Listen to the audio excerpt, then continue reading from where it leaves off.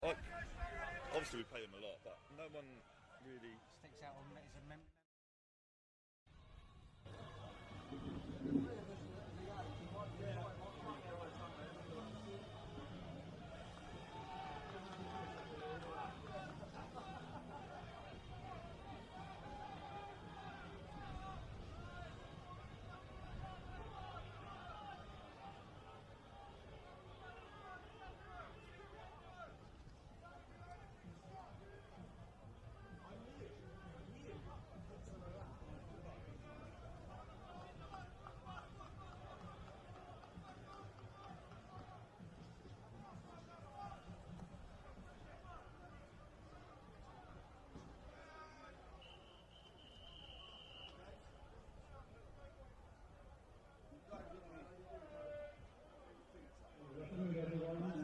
Welcome to the Juddians for this first home league match of the season, and welcome to Tonbridge. It's made a very short journey, which is more of the season, which is well. Of course, today there's a long shadow hanging over sports or big events that are truly positive. And today we will recognise that not by holding a minute's silence, but before the game starts, teams will line up.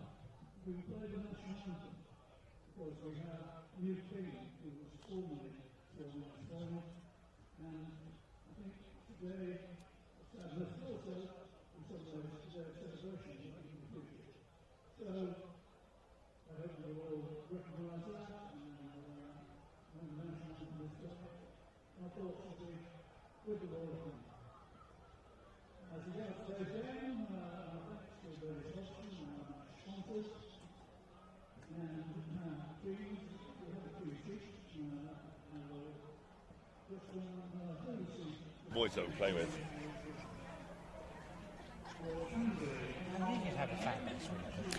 Hello and welcome to Canterbury Rugby Club. We are here for the first game of the season. I'm pleased to say I am joined by Simon Clemmy. Hello. Hi there, how you doing? You good? Very good, very good. And also James Limmer. Hello, thank you for having us. Thank you for having us here.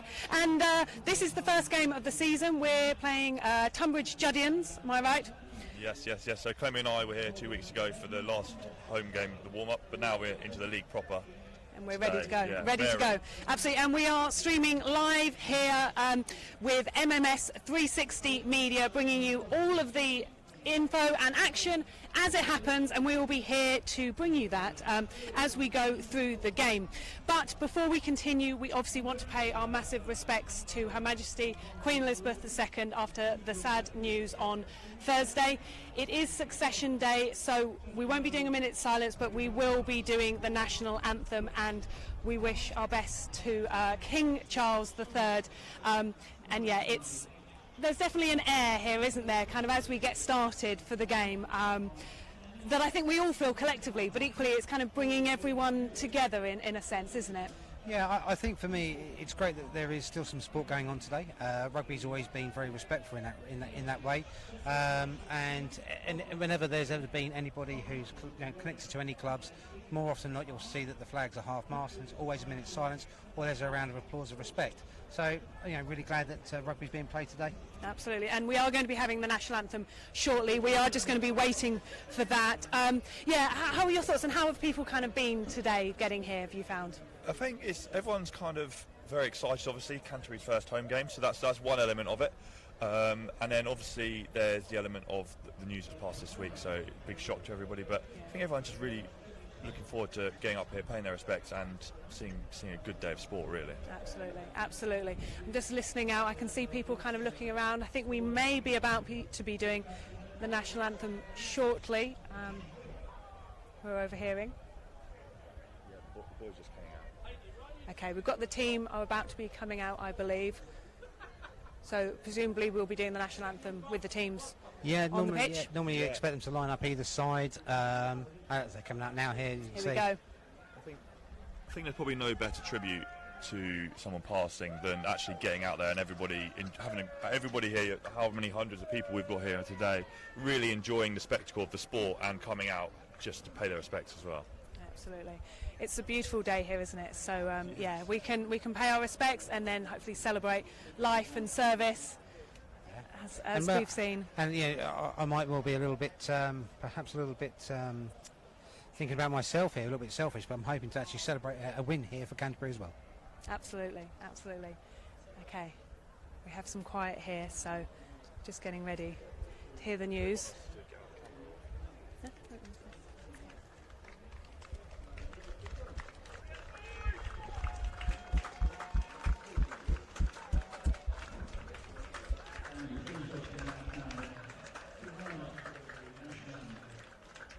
Okay, we're about to hear the national anthem now, so we'll join in with that.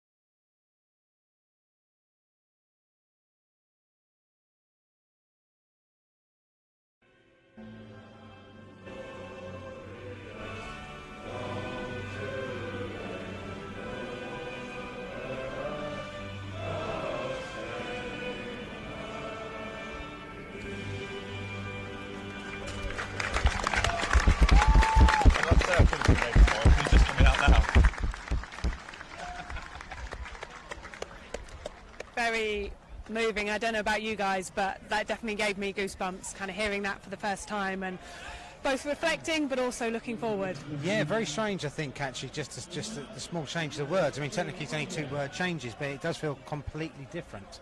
Yeah, it's funny, a lifetime for me, younger than you, Clemmy, but a lifetime nonetheless of singing the Queen and send her victorious. It's just very, very odd. Yeah. Very, very odd.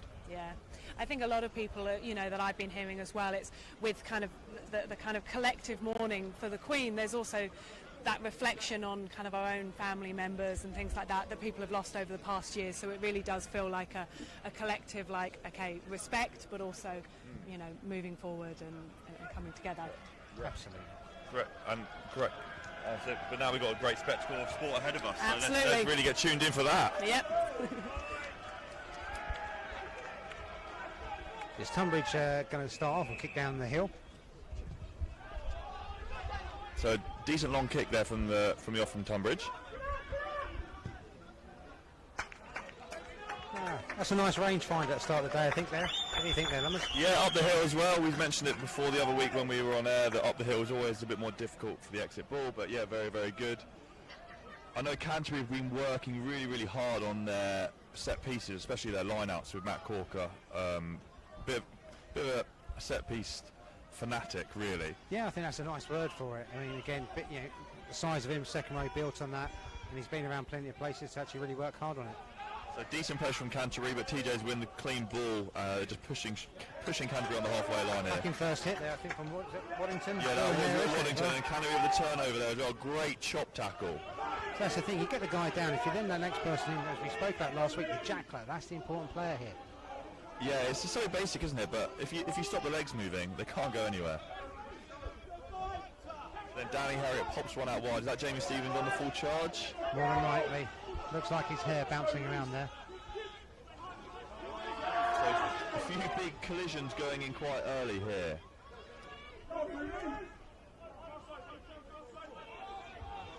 it's pretty experienced. We think of the tight five for Canterbury today. I'm just looking around. I say experience as they give away a penalty, but you've got Danny Harrier, Dave Irvine in there as well. Even the whole front three is pretty experienced. Yeah, they certainly are. I mean, the experience is definitely there. I think the concern here is it is the local derby. You know, we're not saying there's bad blood between Tonbridge and Canterbury at all. There's always been a level of mutual respect, but when you have that mutual respect, you want to actually beat each other really into the ground, and it's going to be a really interesting first 5-10 minutes, I think. Yeah, especially TJs will be smarting after losing at home last week to Rochford 100, who finished lower end of the table last year, and TJs were in that one last year, so they would have really wanted to come hit the season running, and they didn't really do that at home as well. Yeah, I think you're right. I don't think they would have wanted to come here, you know, without a win. It was just how they play. But yeah, so TJ, another quick line-out ball, great tackle from Canterbury. TJ's what? I can't quite see, possibly on the edge of the 22, really exerting some pressure down the hill.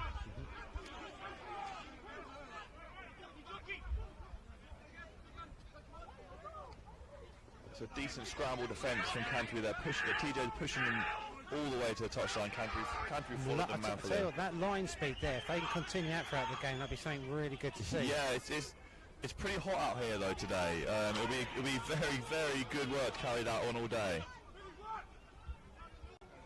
So TJ have come like a typewriter from left all the way over to the right hand side. That is quite a lot of yardage taken up there by Duncan Tower. Real battering ram there in the middle.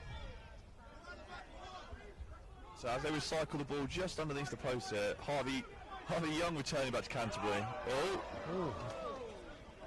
Real unforced error there, James. Yeah, it looked like he went to make the pass, but perhaps second-guessed himself and ended up just tossing it up in the air.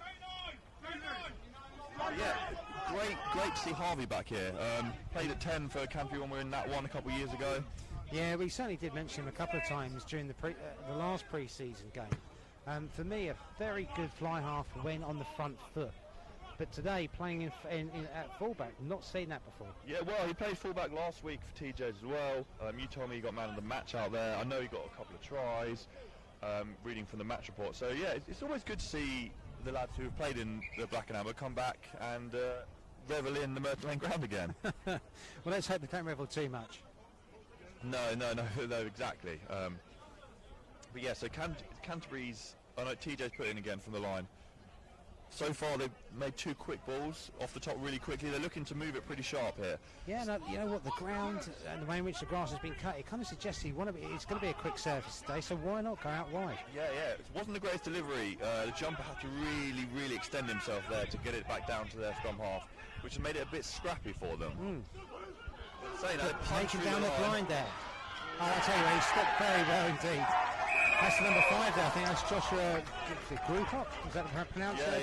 Yeah. Similar name to the old Danny that used to play for England all those years ago, but unbelievable turn of pace there from the second row. And to be fair, I think for me, really interesting there more than anything else is that he's attacked down the blind. Now we've spoken about the fact that you need to have your guards, your dogs up around the ruck, and that is a prime example as to why you need them there. Yeah, so if people are not quite sure what we mean when we say guards, when Clemmy says that, basically when the rock's formed, what you want to do is have almost like pillars, old-fashioned Greek pillars, you know what I mean? Either side of the rock, two big lads normally your front 3 somewhere in there, basically making sure no one can pick the ball up and just run around the side of the play, really, as we've seen there really easily. Not converted there. No, the flag stay down, so that makes it 5. 5-0, yeah.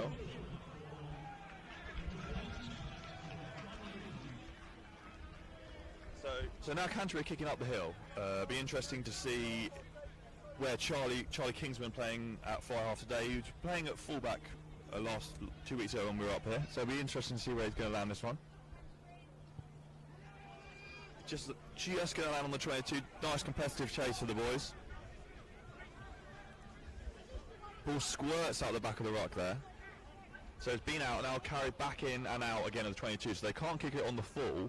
So it looks like they're going to run it.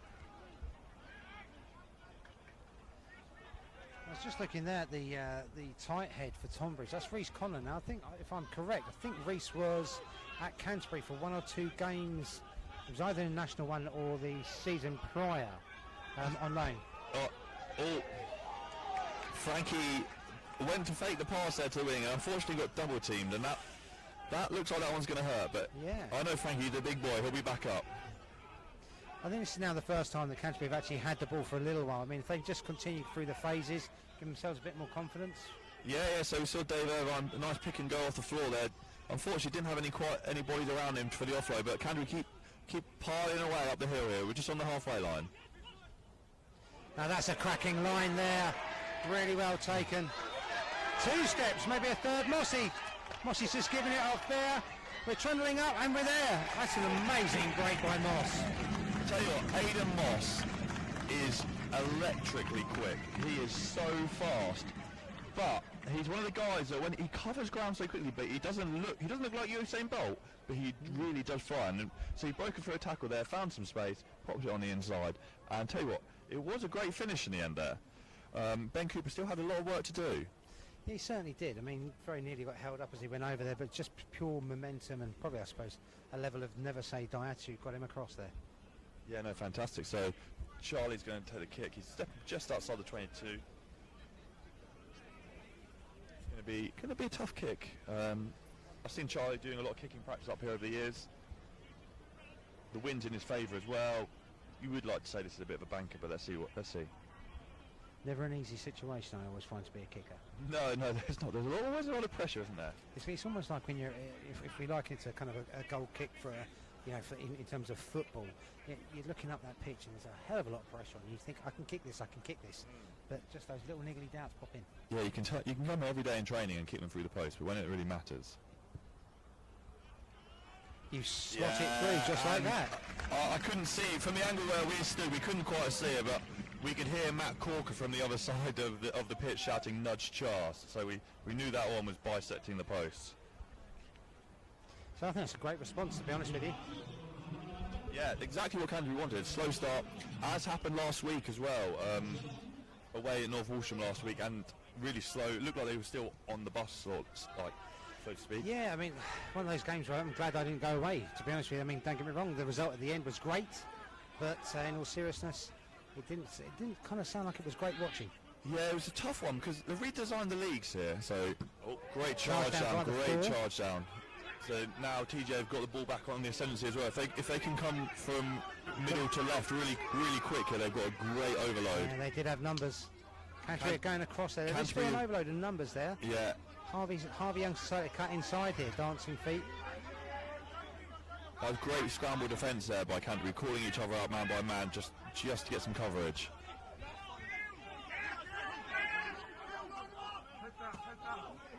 And TJ is continuing to exert a little bit of pressure on Canterbury. Just going through the phases. What's concerning me so far, James, here in Tonbridge on the attack when they've got the ball in hand, it's always quick ball at the back of the ruck. Yeah, agreed. A decent little ship and chase. Frankie catches it on the full. TJ put in. One thing that really stood out when we were up here for last home friendly and the one before that, before we were televising it as well, was that Canterbury weren't tremendous at counter-rucking. Whether that's part of the game plan, because that could be part of the game plan. You don't want to commit too many people to the ruck, so you want to fan your defence out. That's a great. If you're going to really blitz them in defence, that really works. Yeah. However, at the moment in the first 10 minutes here, they're not quite doing either. They're not blitzing hard and they're not counter-rucking. Yeah, it's an interesting one. I mean, for me, I personally like the idea that you actually just commit a little, 1 or 2 players to the ruck maximum. I definitely do prefer the fact of fanning your defensive line out, making it harder for them to go through. But there is, if you really want to get those turnovers, you do have to commit at the right time. That's the toughest part there, James, right? Yeah, it's really knowing when to strike. Because if you jump the gun at the wrong time and you blitz up, you're leaving a massive dog leg. But as we see here, TJ's are really putting on the pressure. Was that? Looks like he's going to be held up. I can't quite see the ref. No, I can see bundle of bodies in the way. Going back for a penalty advantage. At a guess, I'm going to say the penalty advantage. Not rolling away. So that's where it was from there. So you can hear the kill, or we can hear the kill call from Canterbury, which means they really want to charge out the line quick here. drive him on the edge again. There's a celebration going on, but the ref has held up. You know. So the TJs are coming back to set the defence. So this is a change in the rules over the last 2 years for people who don't watch a lot of rugby. There used to be a 5-metre scrum here, and now the defensive team get a goal line dropout. For me, I think the goal line dropout is more of a disadvantage. What do you think? Oh, well, I mean, I really don't like the goal line dropout. I'm not going to lie to you. Really don't like it. For me, there is the opportunity that if you don't get that kick right, really open yourself up. So this was a good distance here. He's hit the halfway line, but now TJ, they're back in full force on the attack here. I suppose really the issue with the kick, though, James, is if we're talking about it, it's about whether or not you can get the defensive ball up together, isn't it? Yeah. It's only you can only run as fast as the slowest man there. And as the ball play breaks up, Tommy Best puts his boot to the ball, and Aidan Moss is absolutely charging him down. Waiting for it. Second is great turnover by Canterbury there, is it? Well, I thought Tommy Best was in fine there. Yeah. TJ the recycler and shine down the wing, but good call from the ref. Look, from where we are, it's right in front of us, forward pass. Yeah. It was a great defensive chase from Canterbury. As we said, it's all about that wall. You have to go together. Yeah, and I think that was the part of the problem, is that there was a gap there originally when Tonbridge went to make the break. They did make the break, then they've coughed the ball up. And instead of actually trying to pick the ball up and run it, what I liked about Mossy there is he just literally put his boot through the ball. Well, Bestie kicked it, and then Mossy was on the chase.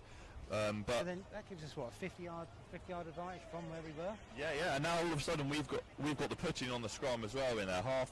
And just to think about 30-40 seconds ago, we were talking about a goal line dropout underneath Canterbury sticks. So how play changes quickly. It's the first scrum as well. Yes. Yeah. And talking about, so we here in the scrum, we got Canterbury 6 today, Harry Andrews, and 8 Cameron Murray for their first starts in Cameron Murray, yes. Look at this, scraping out right to Ringwood. He's going to take him. I tell you what, that's a ring of fire. Look at that. Wow.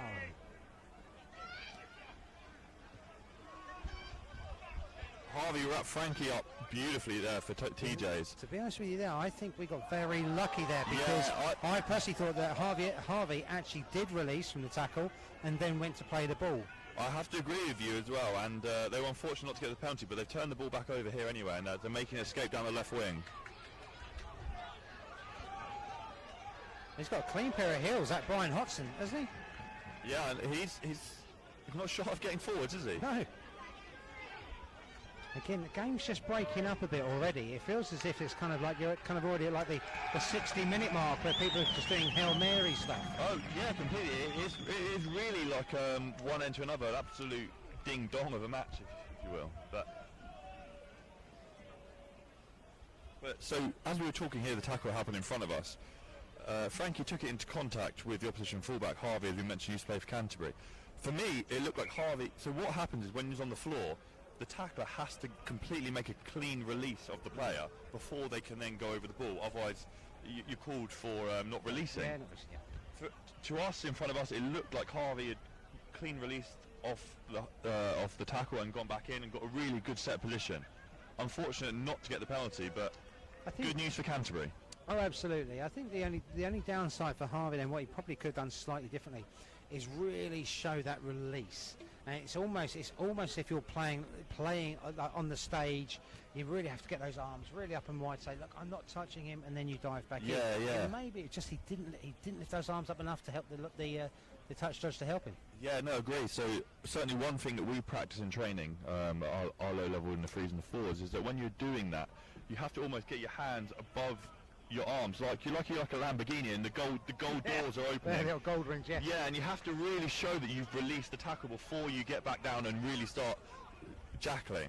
But so Canterbury, Charlie Kingdom put them in a decent position here, just outside TJ's 22. Canterbury's first line out of the day. Oh, they've cut up really well there, but the ball's gone scrappy subsequently. Who was that? Off Canterbury first? Well, to be honest with you, it's a tough one to call, because in all seriousness, I honestly felt that their number 5 that Joshua Grewcock has already scored today down the hill. I thought he got up there first. I thought he got a touch on it first. But again, you know, I'm not wearing my Canterbury coloured glasses today. But from the line that we were looking at, because we were pretty much bang in line there, that's what it looked like to me. Yeah, well, so as we say, Canterbury got away with one in front of us here, so perhaps it's only fair that TJ get one back on the other side of the pitch. But so it's TJ You say pudding. fair, I say something different. Yeah. I mean, it all comes out in the wash over a season. Interesting.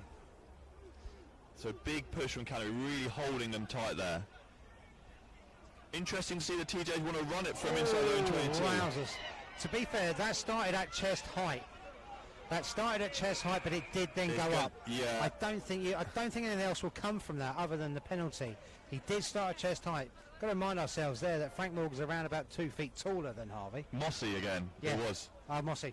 But yeah, he's still 2 feet taller than Harvey. Well, maybe make it 3 foot if it's Moss. Yeah. So it was good to see the boy Harvey on the floor roll around with Bestie, just joking and laughing about not taking things too seriously there. Obviously he knew that it was just a missed tackle. It wasn't anything nasty. No, not at all.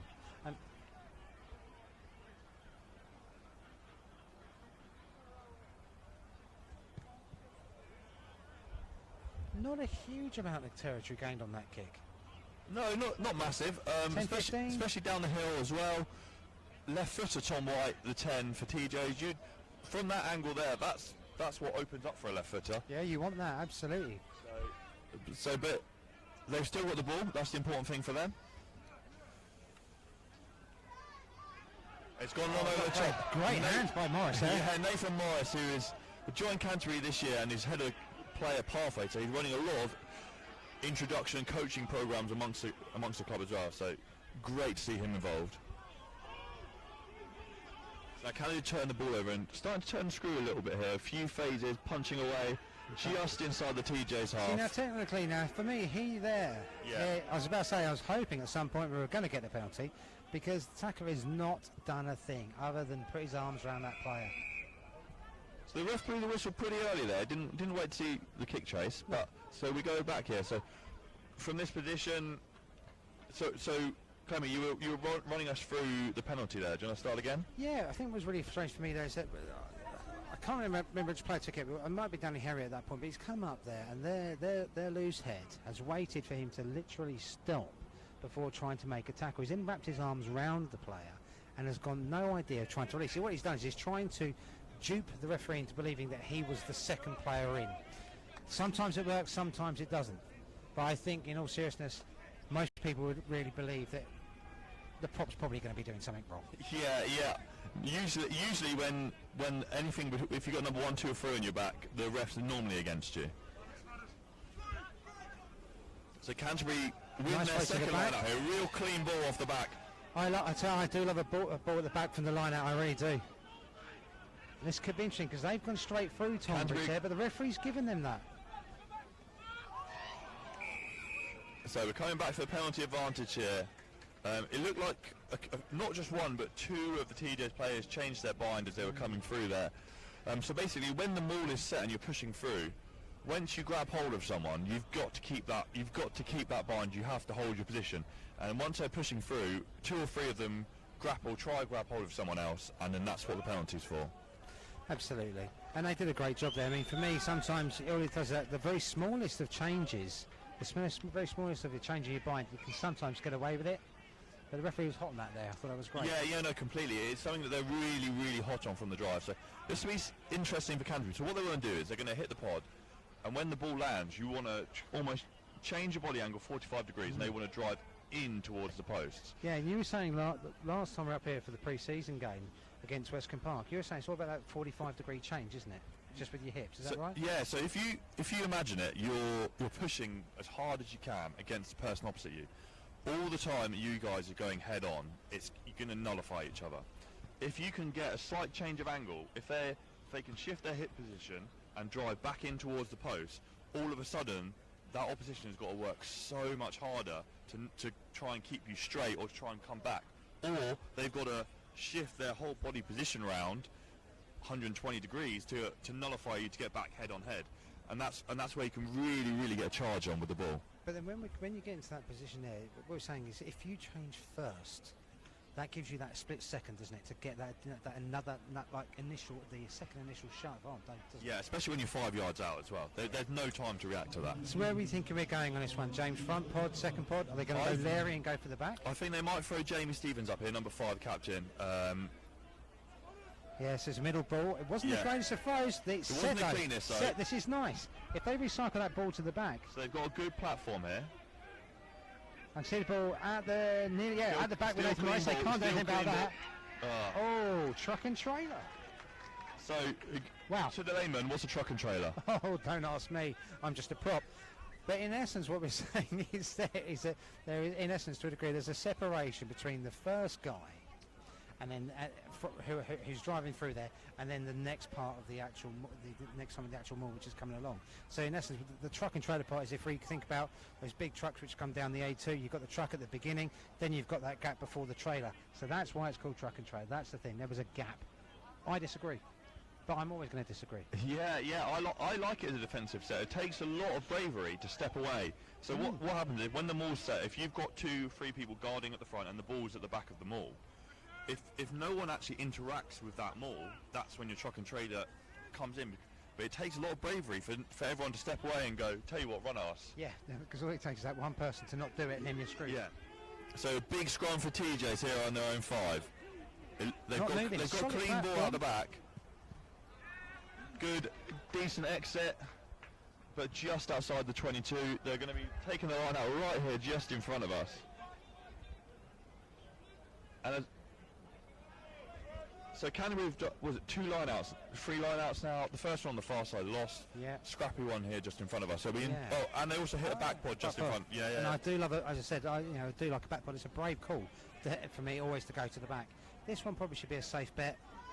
They've gone deep again to the back. Yeah, that's the winning pod at the moment. So Alex Evans with a quick break. Oh, now that's a cracking line there for Cam Murray. And a cracking offload as well. Well, what's got it? Oh, wow. It looked like...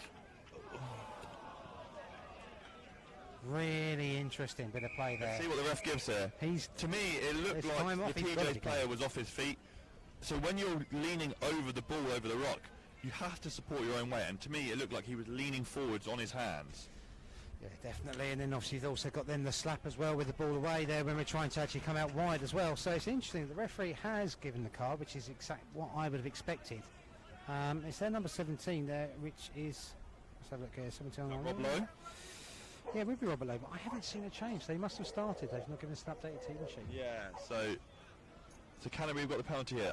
And it looks to me like they're going to go for what X do a lot in the Prem these days. A little tap and go, and I love this. It's so exciting to watch. We used to call it dog ball. So when I was back playing for Old Antonians, back where I used to live back in Surrey, dog ball. This is how I ended up getting the name. I got ahead of myself, and Charlie Kingston puts it out in touch, and we're going to take a line out here. He's done that on purpose to make us look silly. Yeah, but odd. Canterbury go back pod? In front. Very interesting. The experienced man up the top there in the blue scrum cap. See, it's set again really well. No one is coming through there unless they move or they turn the blind. So now they're piling in. The backs are now piling in. Besty's in there. Wellington's in there. And they're over. Just drop your bums down, boys. You're in. I can't. Tommy Best coming up with the ball. Not very often you see your inside centre coming off the back of a maul on the 5 metre and turning up with the ball. No, but then that's what you get from Tommy Best. You get something different, don't you, as a back? He's almost a flanker at times. Yeah, and that's what we were saying about that 45 degrees. So we won it just inside the 5 metre channel here. The boys pivoted, pushed it nicely inside, and we have got a real shunt on it. It's so hard to defend. So Charlie is going to line up the kick just in front of us here. Again, right-footed. Should be okay for him to curl it in. The wind's not too bad. Yeah, the wind's looking nice and gentle at the moment. I know that Charlie doesn't feel pressure. I think the only pressure I ever feel, James, is pretty much on a Monday morning when I get on the scales. A lot of pressure's coming. Especially a lot of pressure on the scales.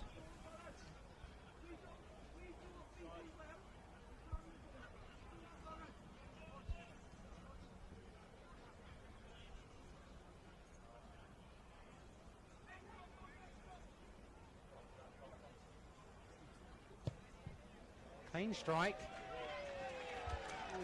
Yeah, flags Wow. go up, flags go up. To me, it looked like it just came inside of the left-hand post. Clemmy's given me a dodgy look, which he doesn't think it does, but that doesn't matter. He hasn't got the flags in his hand. That's very true. I certainly don't. I think I would actually be really fearful if anyone came down and like, can anybody run the line? I'd look at anybody else before it was myself. Yeah. And so Canterbury was saying as that kick was being set up, there was shouts around amongst the team, next job guys, next job guys. So Canterbury take the lead 14-5 here, and they're really gearing up to come back and get another score. They certainly are. Playing the hill quite well so far. Picking and choosing the right time to go. Cam Murray's impressing me today. He has had a cracking start for his first start here at the MTG.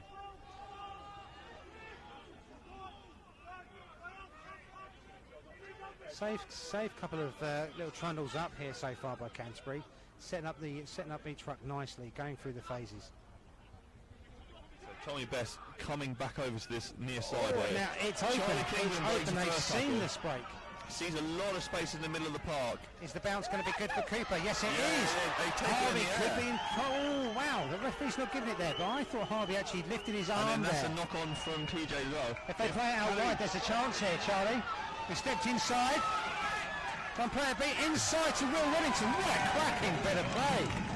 That is absolutely electric. First of all, so Tommy Best inside his own half, steps back against the grain of play, comes back towards his near side, towards the clubhouse. Charlie Kingsman launches a kick deep into TJ's half. The ball sits up beautifully for Cooper, who comes in. I thought he was caught in the air. The ref didn't see it. It didn't matter for Canterbury because they recycled the ball so quickly. Danny Harriott popped it outside Charlie Kingsman, who had a 3-man overlap, almost butchered it, went inside, popped the offload, and before you know it, Canterbury under the post. You know what? That's what I like about Will Waddington. And also Tommy Best for that matter, because both our centres are always there waiting to be on the shoulder. They want that little pop pass. They want to be on the shoulder. And if you've got players like that, you've got a chance, haven't you? Yeah, it's almost that rugby league line, isn't it? Where you have to be on someone's shoulder, not near them, not within 5 yards of them, right on their shoulder. So Charlie with a slightly easier kick here, another 10 yards central. He's struggling to get the ball set. The wind has kicked up a little bit. It looks like he's on. It looks like he's in a real shallow tee.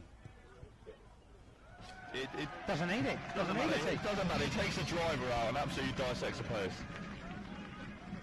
So TJs, who started really slowly last week against Rochford 100, are repeating the same here. And the issue for them is that they're playing downhill here at Canterbury in the first half. Yeah, I mean, you can only probably hope then that in the second half, Harvey, who's played here for quite a few, for a good couple of seasons, may well be able to galvanise them to go up the hill. But this is quite a large lead at the moment. So despite their domination in the first 5 to 10 minutes, sniping around the rucks, big carries, TJs have kind of disappeared a little bit here. Wowzers, that was a crackingly hard carry from Dave Irvine put a huge carry into. I couldn't see who the opposition player was there. But yeah, I can tell you what, he's going to be feeling that one later.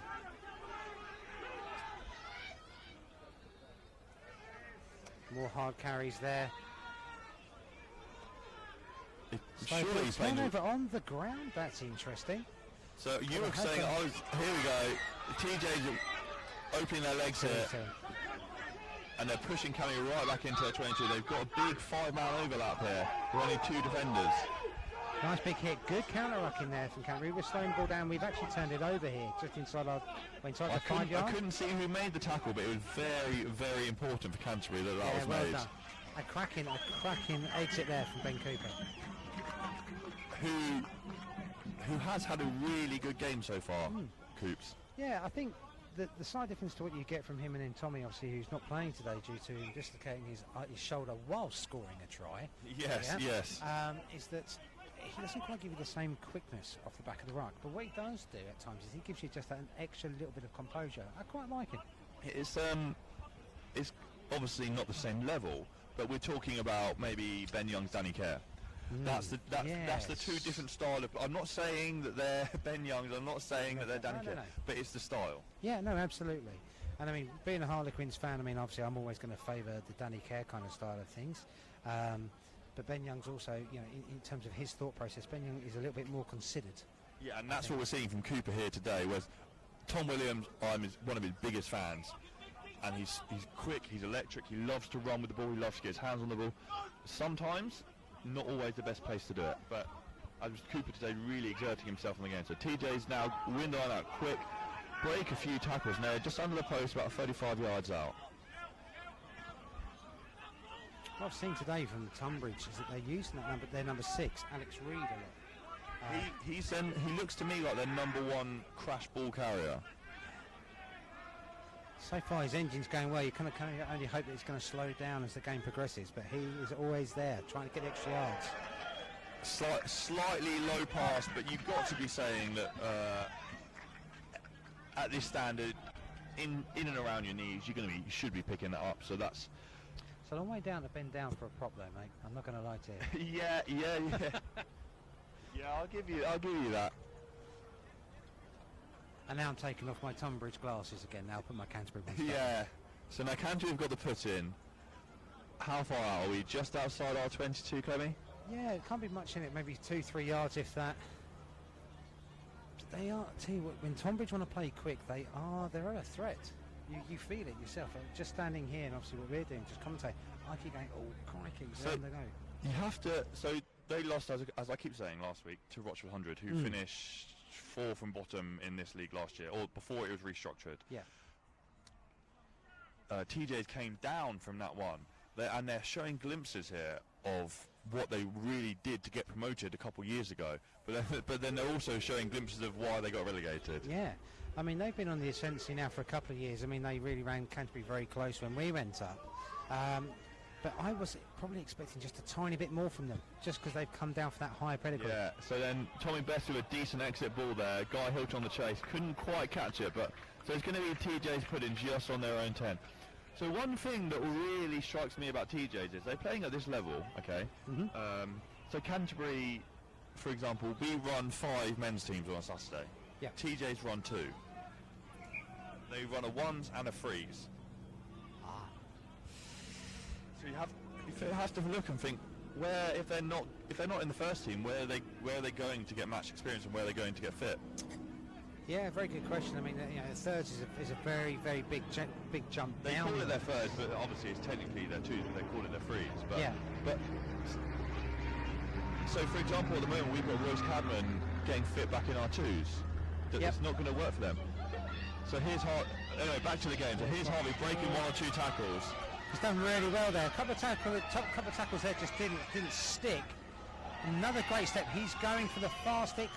He's been knocked down there. Charlie King with a cracking covering tackle, but TJ's still on the ascendancy here. You know what? He's done so well, Harvey, there from just outside his own 22 to get him down into 5 yards. Yeah. Annoying to see that he's not in the black and amber anymore, but great play from Harvey there. I really enjoyed watching him whilst he was with us. As I said before, really attacking fly half, and interesting to see him play fullback. But then, the skill set isn't so dissimilar. So anyway, TJs have thrown the ball away there. Now Canterbury have got it. Moss has got to line him up. Moss has got to line their centre up now. Go on, Ben. Intelligent enough. That's a lovely stiff arm there as well. Yeah, there's not much support here for Canterbury. Canterbury really struggling to get their line speed set. That's one downside about having. He's through. Oh. Great that's hands. Harry Andrews there. Harry Andrews the guy. That's Guy Hilton going to put one in the corner. Now that's the bonus point already. Canterbury really starting to blow the opposition away here.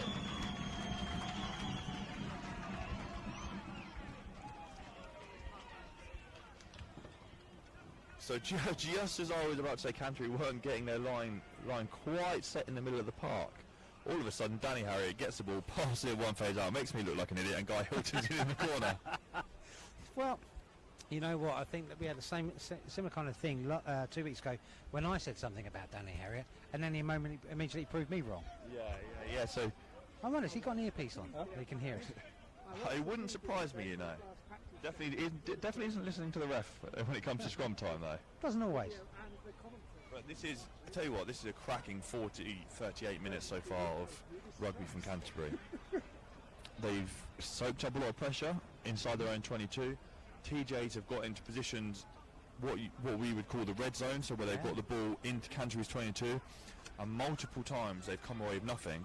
And in this instance, Canterbury have turned the ball over when TJ have got into our own red zone and put a score on them. Yeah, I think we can see they've only scored once so far. Just wait for this kick. It's got it again. Flags goes flying back up again. Charlie is absolutely flying with the boot today. So, just there, we mentioned about the red zone. They must have been in there, 7 or 8 times? And they've only got points once. Yeah, and did they even read? Because I think it was outside the 22. Yeah. So that pick and go from their second row, I think, was from outside the 22. So all the times they've got there to build the building blocks of pressure, they've either made a stupid mistake or passed the ball away or done something silly and turned the ball over, which will be really, really frustrating for all those TJ fans watching at home. Absolutely. Again, nearly for the last 3 or 4 kicks now, every one of those balls has gone straight down Cameron Murray's neck. They seem to be constantly playing it there. He's not gone the other side yet. Which is strange, because he's shown today in his early glimpses that he's a very good ball carrier. And in my mind, when you want to kick the ball off, to me, I'm looking to pick out the weakest kick returner, not the guy who's going to run at people and run them over. No, absolutely. It's almost one of those ones where you, as a 10, you should be surveying and looking at the guy who looks the most feared, about thinking, if this ball's coming down my neck, I don't want it. Yeah. But they seem to, at the moment, they just seem to be putting it down in exactly the same place. There's not been an error there yet for Canterbury. As we were chit-chatting away there, we got lost in the moment, but Canterbury took the ball into contact. They looked, the Canterbury, I can't remember who it was, but the ball was lost in contact. It was a knock-on, so TJs are going to have to put in here at the scrum. And again, this is a really, really good chance for TJs to exert a little pressure. When it comes to set pieces, this is something that you have a chance here to manipulate the field. So you can see here they've got 3 players on what we say the blind side. It's not really a blind side, 'cause it's in the middle of the pitch, but yeah, because they've gone with the 2. They've gone almost like a 3-3 split, haven't they? I mean, Harvey technically may well be just in the middle here. So you'd be thinking that they would be possibly trying to wheel the scrum slightly anti-clockwise to then attack down this side. It'd be interesting to see which side they go. So they are coming down this blind side. And an inside ball pop inside. It's a lovely, well-worked bit of play there. One-on-one, Harvey. Great run chase here, but it's big step inside. Got 3 or 4 steps inside him. No, just short, and Canterbury turned it over. Frankie Reynolds with a big kick chase. And exit the ball. So this is really interesting to see, because before the game, both you and I spoke, and I think we might have said it on air, about Harvey playing at 10, and we thought he was a cracking player, front foot ball. But time and time again in this half, he's got the ball and he's absolutely carved that Canterbury defence open. Yeah, he certainly has. I mean, again, that was another great break from him there. I mean, the previous one in particular for me was just outside of his 22 and got down to within 5 metres of the Canterbury try line.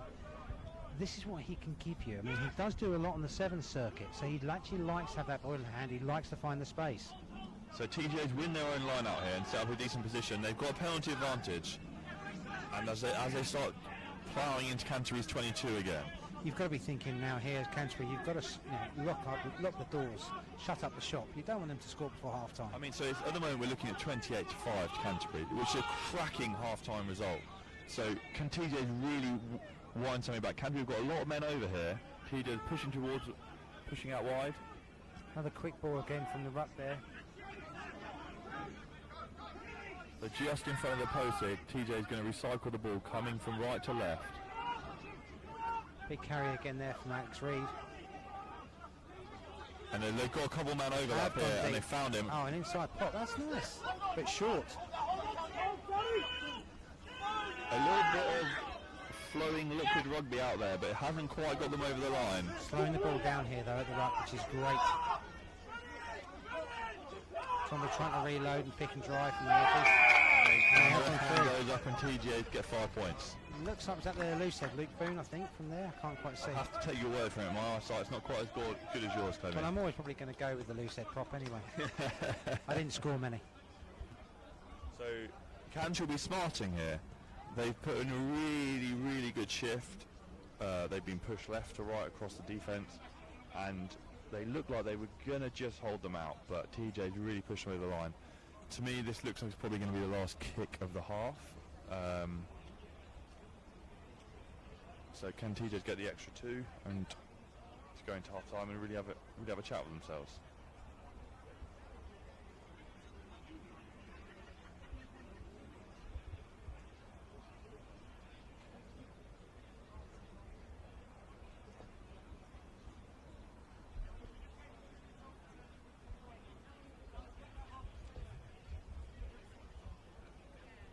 Thomas White here is just lining up the kick. Ball's dropped off the tee, but he hasn't actually started. Technically, he's forward motion, so he's still got a bit of time on this.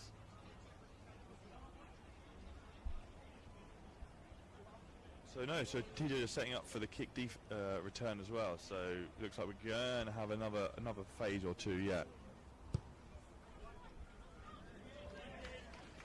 Good strike, clean strike there from Thomas. And the flags go up again. 28-12 to Canterbury here, last few minutes of the first half.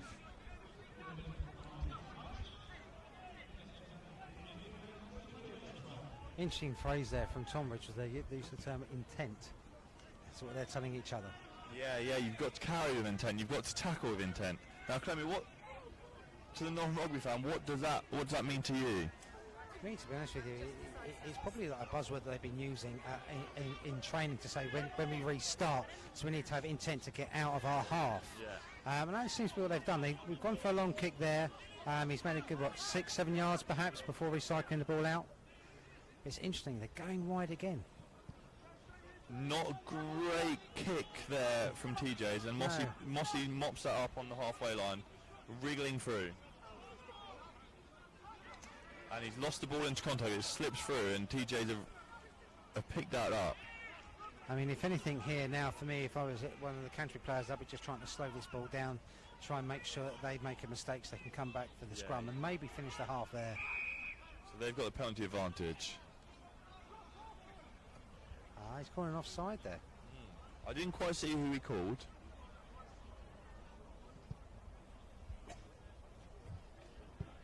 TJ's now, all of a sudden, from where we were talking just a second ago on a kick return, they've got a penalty, they've got a line out just outside Canterbury's 22. And what a difference it would make if they could get another 7 points here, and then all of a sudden the scoreboard, from looking at 28-5 is a couple of minutes ago, is then they've got the 7 and another 7, and it's going to be a real different state of affairs come half time. They've set this ball, look at this, they've set this ball up really well. It's just slowed down here from Canterbury. Again, as James, you were talking about earlier, as long as none of the Canterbury guys loosen their bind, they can still technically get through that and actually break that ball up. Looks like they've reset again. So yeah, the important thing here is the ref has to see that the maul is continuously going forwards. Otherwise you'll start to see him putting his hands up in the air and saying use it, use it, use it. So TJ do use it, they spin it out wide.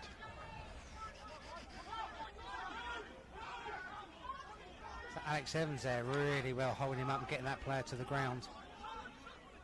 TJ slowing it down themselves to get them to get a bit of set play pressure. It looks like here that the backs are now reloading over to the left, so I'm going to assume that if they can't come down this way, they are going to go back over. So just short over here on the right hand side. That's a ball there to be snaffled, surely. So Canterbury returned the ball over. It was a really tough ask from the 9 there with that pass, and it's a bit short. And so the 9's thing got to try and sit, but Jamie Stevens has come in. No, not James, that's Harry Andrews there, sorry. Oh, so TJ's actually do have the ball back. I think they also have penalty advantage.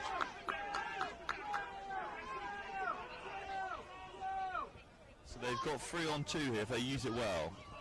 Oh, Guy's done fantastically well there. Guy stepped up unbelievably well from the line there and wrapped the ball up. But as you said, we're coming back for the penalty advantage. About 5 yards out.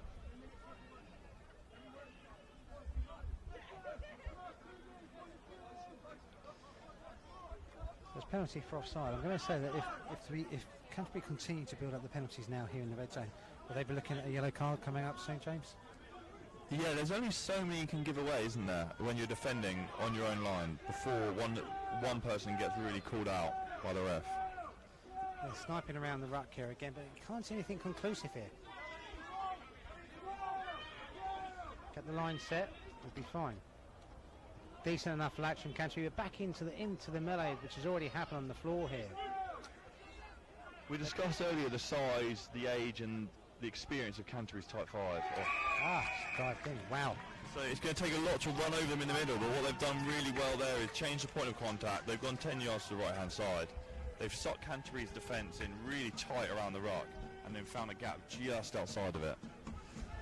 Yeah, I'd say the last, if you look at the last 5 minutes has been a bit of a train wreck for Canterbury. I mean, completely and totally in the ascendancy pretty much throughout the whole of the half.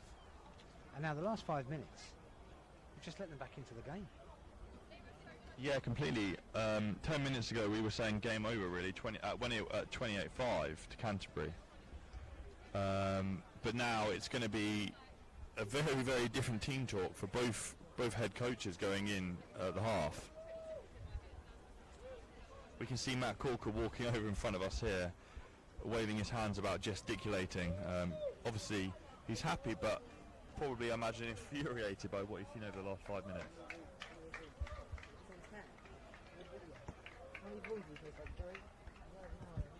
The kick is no good. So he pushes the kick wide, so we come into half-time here. TJ have really got themselves back into the game, so we're going to go into the half at 28-17 Canterbury. So I'm going to pass you back over to Lee Yu here, who's going to run us through those first half Thank you events. very much. There we go. We're going to come back in shot, aren't we? We'll do a bit of a half-time review. So for those who have just joined us, 28-17, I believe, is our score at half-time. Is that correct? Yeah, so what we saw out there was TJ's open the scoring really early, Canterbury then exerting a lot of pressure on them up the hill as well, and then unfortunately for Canterbury, fortunately for TJ's, that they got back into it with 2 scores late into the first half. What do you think? What are the coaches going to be saying in the dressing room? Because, like I said, they were ahead, and now it's not quite such a lead, is it? It's going to be a bit trickier. Well, yeah, it is going to be a lot trickier. I think if we discount the last 5 minutes, that half, Corker would have gone in there and said to the boys, look, just continue playing the way which you're playing. You're making the right decisions at the right times. Turnover is fine. Let's continue to play wide and expansive rugby. But when you just get 12 points put past you in the last 5 minutes of the half, all of a sudden that team talk flips, reverses on you, and you say, right, next 10 minutes of this second half, you shut up shop, boys. You don't let them to continue to get the ascendancy on you. So it's going to be very different. And if you were then in the Tonbridge dressing room, it's the exact opposite. Yeah, absolutely. So, some tough times going in for Canterbury into the dressing room. But what about your highlights? Can you pick out a couple of things that stood out for you? You probably don't want to hear it as a Canterbury fan, but Harvey Young on his return back here to the MTG, he had some fantastic running in open play. 2 or 3 times he's picking it up here just in front of us here. Breaking well into the Canterbury half, breaking through tackles. Was delighted to see him back. Cooper 9 for Canterbury today as well, sniping off the back of the ruck.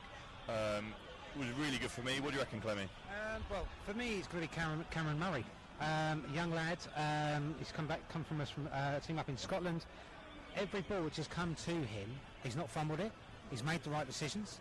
And I think he looks like a cracking prospect, a really cracking prospect. That's great to hear. So some good prospects for the season to come, really, isn't it? And we've got some exciting stuff. But we're going to pick up now on a couple of players, because we picked out a couple of players to do some highlights on. We've got some original players that have been here for a long time, and we've got a new player. So who would you like to go for first, old or new? Oh, I think if we go old, because I think James can give us lots of information about this old player that Okay, so this is our captain, isn't it? It is Jamie Stevens. So we say old. Jamie's still a young buck, as they say. An old player. Been here for a long time. An old face in the club. He would hate me for saying it, but he's just a shadow of his dad, Kev Stevens. But no, so Jamie's been here. He's come through the youth system at Canterbury. I wasn't playing with him, I wasn't fortunate enough at the time, but he was playing on the wing for the 5s when he probably wasn't old enough to play, and he's come all the way through, and he has really dominated every position he's played. Yep. And I think it's a fitting tribute to see him captaining here. Canterbury have invested heavily into him to make him stay as captain here, and he really is paying dividends for Canterbury every season. Every time he comes onto the pitch, he really puts a shift in. That's what we like to hear. And as a captain, how would you describe his style? Wow, his style is very different from the captains we've had more recently. I like the way in which he's not all fire and brimstone. It's one of those silly classic statements people say he leads by example. Yeah. But you know what he really does? Very rarely do I see him get. I've never seen him get a red card. Never seen him get. I've seen maybe one yellow. I think in the last 3 years of being here. But what he does is that he's calm. Yeah. He's calm on the pitch, and that's what you need. Don't get me wrong. I would happily take fire and brimstone from the coaches at half time, but on the pitch, I just want a captain to say, look, guys, we'll chalk that one off. We'll move on again. Yeah. That's my kind of captain. Yeah. There's definitely a lot to be said for that sense of calm, isn't it, that you can bring to, especially in situations like this where you drop, then they've come back, but now they're going to have to get their head back in the game, aren't they, in the dressing room now? So yeah, they calmness certainly should. Do good, absolutely. Okay, so that's our player. He's been playing here since he was 6, is that right? 6, yeah. 6 years old. And he was probably still 5'6" then. Okay, so we're going to go for our new player now, who is Will Waddington. Tell us a little bit about Will. Well, Will, he's only been with us for a couple of years now. Depressing. I mean, what's funny is when I see these names come up, I still do the registrations for the club, so I see them, so I know they've come from. That doesn't necessarily mean I know a huge amount about them, but what we do know about Will is, and we were saying it during the first half when he scored his try, he's the kind of centre who wants to stay on the shoulder. And what that means is he's always on somebody's shoulder because he's wanting the ball, he's expecting it. And that's what I like about him. He's a real attacking centre. And that plays really well with the fact that we're playing Tom Best at the moment as inside centre at 12, because he's more of your grafter. He's more the guy who happily putting the hits and occasionally gets involved with a little bit of the dark arts in and around. But he gives you that opportunity to play, and I really like him as a player. Yeah, he's really chalk and cheese with his number 12, so we're going 13 and 12 here. Will's at 13. He's really fleet of foot. He loves to run with the ball in hand, and it's shown out here today in the first half of Canterbury. He's a bit of a magician with the ball. He show and go. He's not going to kick it much, but when he gets the ball in hand, very exciting to see. Yeah. I played a little bit touch with him over the summer. And I'll tell you what, you think you're tracking him, and all of a sudden he puts the afterburners on, and he makes you look like a right fool. Good to have a bit of excitement, something going to keep you on your toes. Yeah. Okay, cool. And what about the future, would you say? So we've got kind of these two players that we've kind of highlighted. What would you hope for from both of them, particularly with Will being a new player in, or newish player in? Yeah, so obviously you always want to hit the ground running. Yeah. Will's been in and around Canterbury for a little while now, so he kind of finding his feet a little bit, getting used to the city a little bit. But yeah, it's really great to see him hitting the ground running with someone like Tommy Best next to him, who's part of the furniture almost here now at Canterbury.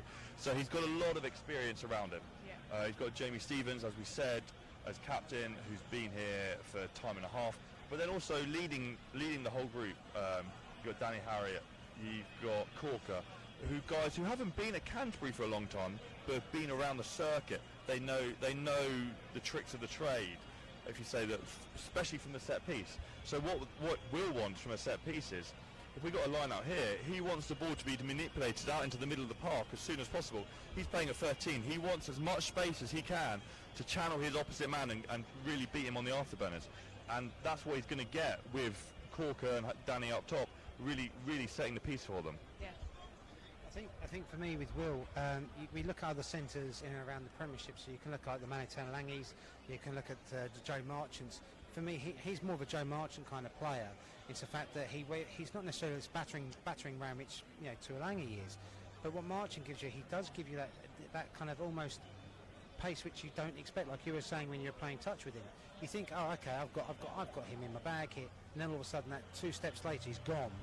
But he's got good hands as well, so I really like him for that. And I think he's a player which, if we keep at the club, he will end up with multiple caps for us. That's good to hear. So exciting future ahead, really, and an exciting season to come. This is our first game, isn't it? So what do you look forward to for the rest of kind of, well, let's not look too far ahead, but in the next ones, 2-3 to come? I think for me, in terms of rugby at this level, if you can make your home a fortress, then you can win the games here. All you need to do is then pick up 2 or 3 away from home, and you've got a chance then to be actually in the top half of the table or pushing to actually try and go up. And I think that's what they'll be looking at right now. Okay, yeah, absolutely. Yeah, so we mentioned it a few times during this first half, the slope here at Canterbury. It's not something you're going to come across regularly on away travels. So Canterbury really have to sort of make this an advantage. They need to get teams not knowing how to play up the hill, down the hill. And like you say, as we go away, you go away last week, so it's Canterbury's first home game, but second game of the season. They went away last week, they got a bonus point win, they picked up the maximum 5. You've got to go away on the road, you've got to pick up those wins against the lower teams. Yep. Because it's going to be really tough for this reverse fixture, which is the Christmas fixture as well. So when we go away to TJ's, it's the 23rd of December, something like that. They're going to have a bumper crowd up there. Yeah. So games like this, when you're at home, these are the ones that you need to get the points on the board. So when you do go away, you've got a little bit of breathing room. Yeah, absolutely, making the most of it while we can, and the crowd kind of definitely out enjoying it today, aren't they? Lots of sun, lots of beers going down, so it's a good thing. Yeah, it's building up to be a cracking atmosphere for the start of this second half. Yeah, definitely. And TJ's already kind of starting to make their way out. They're raring to go by the looks of it, aren't they? Yeah. Canterbury, what do you think they're kind of getting that last little few words in, getting that kick up the bum to really go for it this second half? I would say they probably have done already. Yeah. I think they're now holding back on purpose. Again, there was always this idea of kind of a little bit of play. I think TJ's probably have come out a bit early. They probably jumped the gun. Yeah. And I think for me, when you're at home, you want to just kind of set a precedent and say, no, we come out when we want to come out. Don't get me wrong, the referees are going to be nudging them, but just take your time, make them wait out there. Yeah, the psychology of the game all playing a big, important part in the whole thing, really, isn't it? Exactly that. Definitely. As we wait, the sun coming in. Hopefully everyone at home is enjoying us, the live stream here, brought to you by MMS 360 Media. In the glorious sunshine, you may be having fun there, but why not get yourself down here, because it is really Absolutely. Nice, isn't it? Absolutely. Don't be sitting on your couch. Get down here and enjoy get the down atmosphere. Here and, it's been a good... So I imagine TJ's had a pretty short, sharp half-time chat. They are. Well, You've got to do better. That's the crux of the argument is there's not much more to be said. You've got to do better. Get out there and show it for us. Absolutely. While we're just waiting for Canterbury to get themselves out, good chance to say a few words with regard to sponsors. Can you tell us a little bit about the match ball sponsors and the game sponsors? I believe we've got Shepherd Neame and one other that's gone out of my mind. Well, it's the Shepherd's Neame, obviously. We know Shepherd Neame. It's pretty much, I come from Faversham, so I live in Faversham. It's known as Shepherd Neame Town. Yep. Obviously, we know about the beers, all very delicious. I'm a non-alcohol. I don't drink at the moment, but I can tell you that nearly every beer I've drunk of theirs has been very nice indeed. Yeah. But they've been around here for absolute years. They've sponsored the club for God knows how many years, and our chairman Giles Hilton also works for them. So it's a really lovely link, and it's just about being. It's nice to have a local. A local business sponsoring a local club. Yeah, so nice to see. Absolutely, and as we saw earlier, lots of people were down here. A lot of the kind of sponsors will come down and support the club and really show it's not just kind of the name, it's them in person as well, isn't it? It certainly enjoying it. This club is very interesting. I mean, I've been around the whole circuit for the whole National 1 and National 2 South as well. This club does fantastically well for the local sponsors. They are all down here. You get sponsors lunches, and they are absolutely raucous. And we have 250 odd people sitting down for lunch beforehand and really enjoying themselves. That's what we like to hear. Okay, I do believe we look like we're ready to go. Certainly are. And there's the whistle. So Charlie Kingsman gets us off. We're going down the hill now. So me and James spoke about this hill. We believe this hill gives you roughly around about a 12 to 14 point advantage from the first half. So you would normally actually would have expected TJ's to be up at the half. So they just not played this hill remotely well. You almost have to kind of play percentage rugby when going downhill, because it is from here it doesn't look immense, but it really is quite a schlep back up this mount. So the ball's just been a little bit loose there from the beginning there. Aidan Moss was trying to find a little bit of genius there to try and break through the lines, but it wasn't a good clearance. It's gone through to Tonbridge now. So we're just literally building up, coming from left to right, with Harvey Young with the ball at hand. With the downhill advantage you're saying, do you think is it from a psychological point of view? Do you think it will give Canterbury a false sense of security potentially, or do you think they'll really lean into it? Hopefully they lean into it. They hopefully won't take it as an advantage. I've known for years and years and years, I used to play against Ealing Trailfinders many moons ago, before they are the force that they are now. But they used to have a pitch which really did have quite a slope. And I remember 2 years on the spin being around about 20 points up at half time and then trying to come up that slope. It killed us and we lost both games. And that's the thing. It seems deceptive. It really is deceptive down here. Play there, got a knock on in halfway. Referee seems to be having a slight conversation with the Tonbridge number 9. Should be a Canterbury put in. Splendid. So as we get back to the action here, Canterbury put in just inside the TJ's half. It's been a little bit bitty at the beginning of this half, James, so far. It's the fact that Mossy's tried to have a little chip chase through, didn't pay off. And then Tonbridge have just literally kept hold of the ball up until now. They've just literally coughed it up here.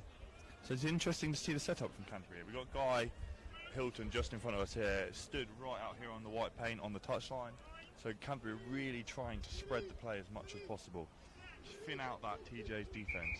Would you say here, because of how they've set up, would you say that in this respect here, that they're actually actively trying to make Tonbridge think they're going to come down this week, but actually could be a quick turn and go down the blind? Well, or am I overanalyzing and drawing up random plays? So that's one for Matt Corker, director of rugby at Canterbury, I think. But yeah, it certainly does look like they've loaded one side to open up a lot of space on the blind side. Whether they execute and go for that is another matter, or do you go through the hands and back yourself where you've got players? For me, in terms of how they've set up, I mean, Tonbridge, their backs aren't small. Oh, look at that. So, Clemmy. Oh, I love it. Hands from the ref going down on the floor. Talk to me. What has happened there? Well, if I'm quite simply, I'm going to say it's very simple here. Danny Herrier is what's happened. So, the referee has come onto his side for the put-in.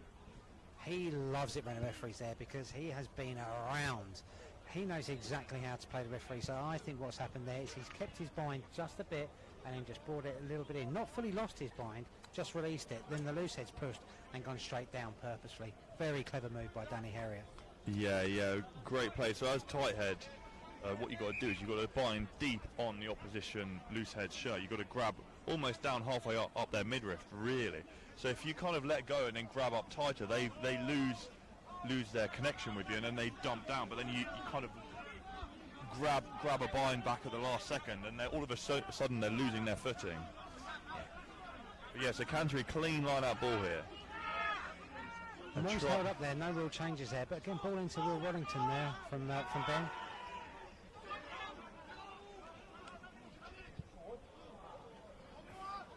So a very adventurous play.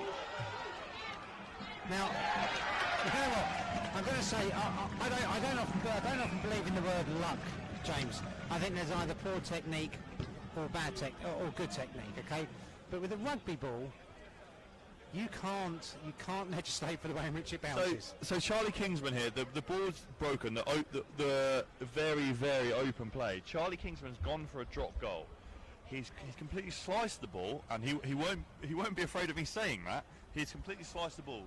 It's set up absolutely beautifully for Mossy, who's just dumped it up on the inside. And Canterbury come away with 5 points from what was a shanked 3-point attempt. Most definitely. And then Charlie's put the 2 over. So 7 points really from what was really, really broken play. And TJ's had them on the back foot. All of a sudden, Canterbury are walking away with 7 points.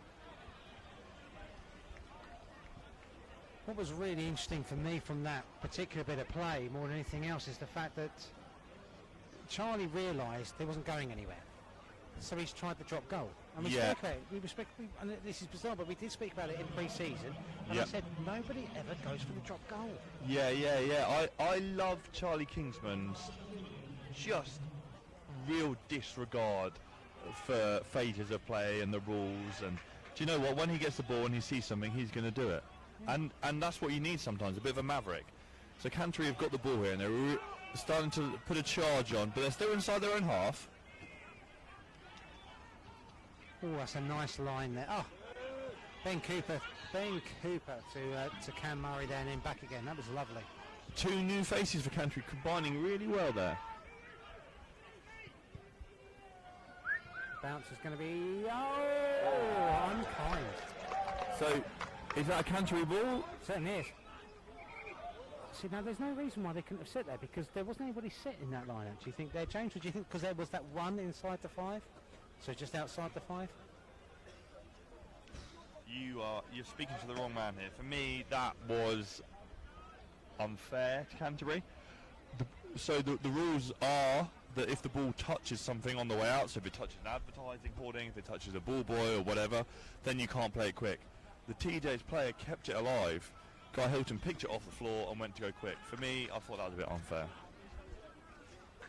Well, a nice line out one there by Dave Irvine. Canterbury rumbling in. Tonbridge, again, you were saying about how you just changed those angles, trying to spin Canterbury there, and actually also trying to drive them back out. Yeah, no, they've done really well. Canterbury caught the ball 2 or 3 yards inside the 5 metre, and then all of a sudden found themselves on the touchline here. But importantly for Canterbury, they've still got the charge on. As they spin it out here. Crossing for Canterbury. So crossing, for those who don't know, is basically where you try and throw a dummy line. For example, if Clemmy and I are running the line here, neither of us have got the ball. I'm going to run in front of Clemmy to get the ball. Yep. But I don't get the ball, but it stops the tackler getting to Clemmy. Coming straight down our heads here. And that's absolutely smashed into the production hub there.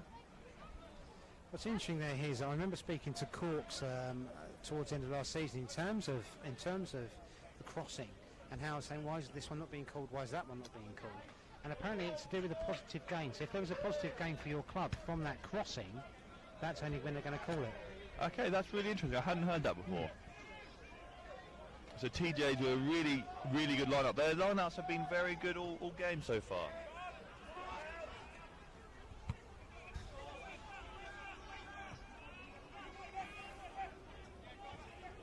I've got to say, Al Evans seems to have really, really beefed up a bit over the summer.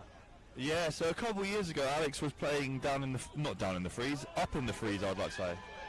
Anyway, so we go back to the game. Harley with another real quick pair of heels. Right, and he broke into Canterbury's 22.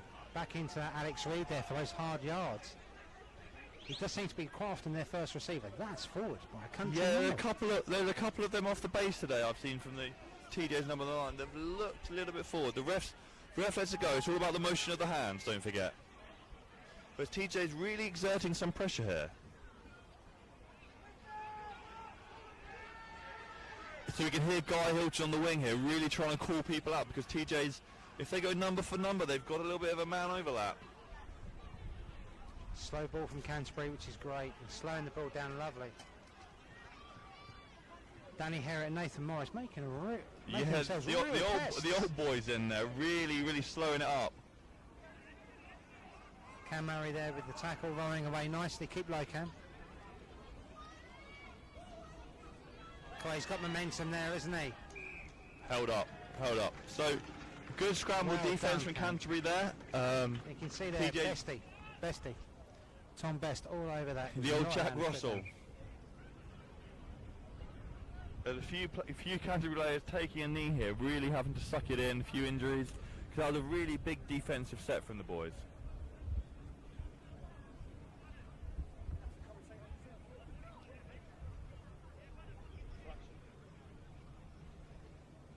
So as we were saying earlier, Alex Evans was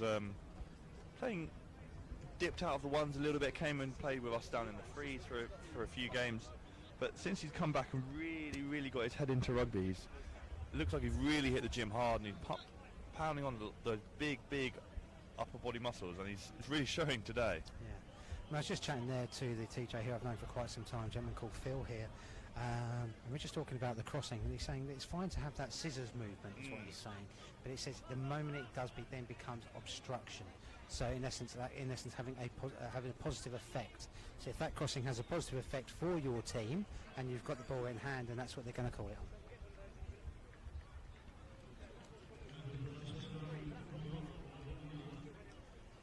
So the number 10 from TJ's here giving it to the line judge, saying he doesn't believe it was held up.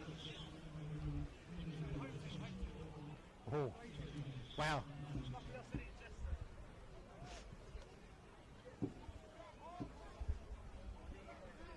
Yeah. So this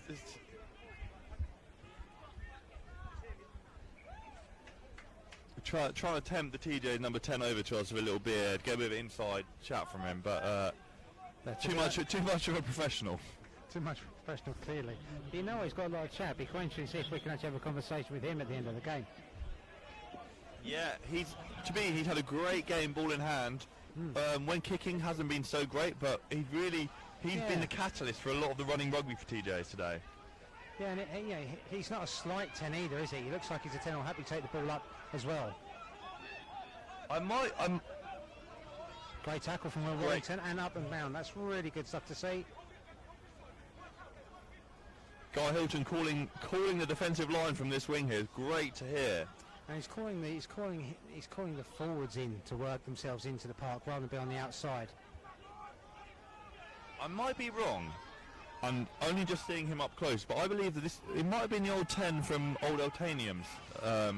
Yeah, you know what? I got it because yes, exactly that. I was thinking something. I was thinking I've seen him from somewhere, and I couldn't work out who it would have been. So that's a knock-on from TJ. They tried to just one too many clever passes around the corner, and they've just knocked it on. Canterbury have got the ball in their inside 22. Al Evans is down here, and he's still holding that right shoulder, which he was holding a moment or two ago. Yeah, he was holding that under the post. So that will be a worry for Canterbury, and he's taken the knee again. Charlie with an exit ball.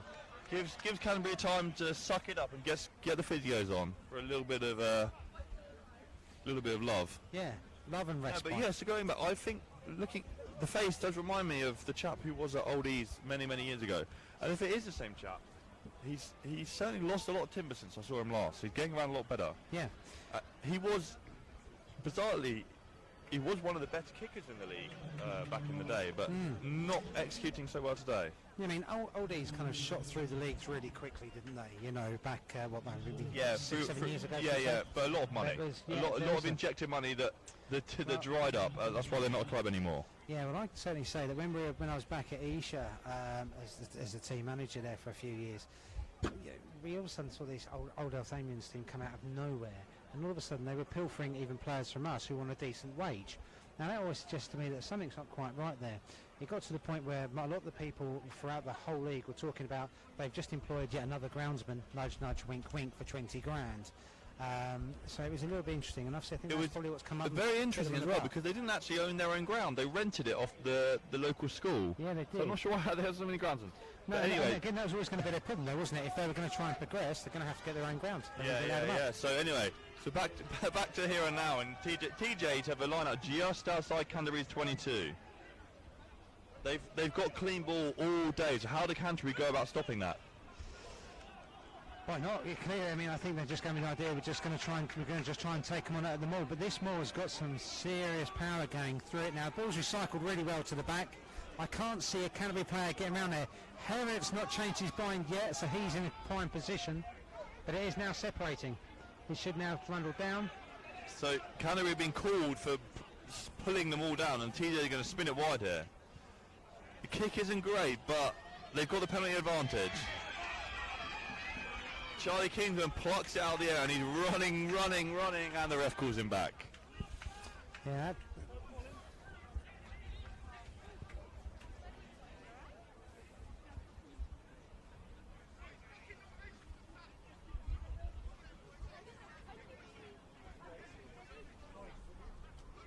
So TJ have been called back for the penalty advantage.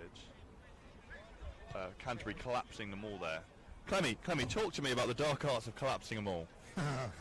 Well, to be honest with you, how did you get away with it, and why? And also, why did Canterbury not get away with it there? To be honest with you, the only time I can honestly tell you when you're going to get away with it is when it sets right at the beginning. That is really nowadays the only possible option.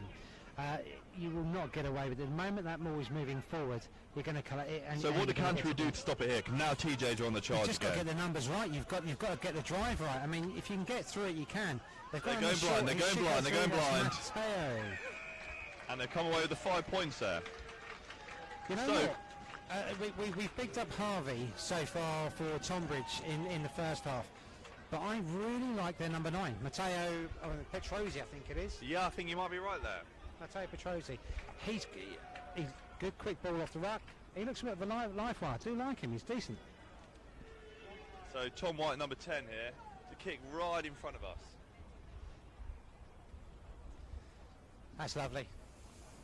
Just I think Tom White's there playing for the cameras there for us there, showing us a bit. cracking view of the post here from Tom White. He would be upset if he missed this.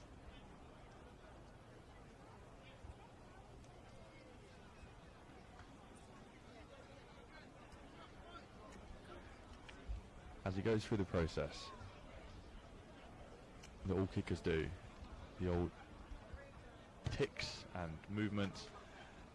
Oh, and he has just struck the post.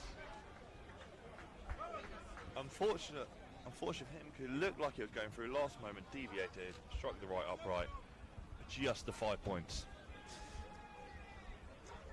So Clemmy, we're at 35-22 to Canterbury. Yep. Talk to me. What, as Canterbury coach, you're not, but if you were, what are you saying to the boys right now about seeing the rest of the game out? Seeing the game out, or do we want to roll over them? Do we want to score more points? What are we doing? I think, to be honest with you, at this point now, so we've already got the bonus point in for the tries, right? Yep, correct. We've got 5. We are up by 13, so it's nearly 2 scores. What I would be going with, again, being a little bit pragmatic on this, is play the slope. Don't try and run out of our 22. Keep putting the ball down there. Let them try and run up the hill. And the moment they make a mistake, can we capitalise, thank you, as quick as we can. There's no point trying to play rugby for rugby's sake. Just clear heads. I mean, the England team who won the World Cup, they talked about Teacup, which was thinking clearly under pressure. This is one of those times for it. This is exactly one of those times. Keep the ball in hand, make your exits, let Tonbridge play from deep. So here we go. Canterbury got the ball just on the halfway line here. It's starting to grind through the phases. TJ's really quick blitz defence. Got the ball back. And all of a sudden TJ's are on the charge again. All the talk that we've said over the last 2 or 3 weeks about the hill is actually playing the opposite way. Both teams seem to be playing a lot better up the slope.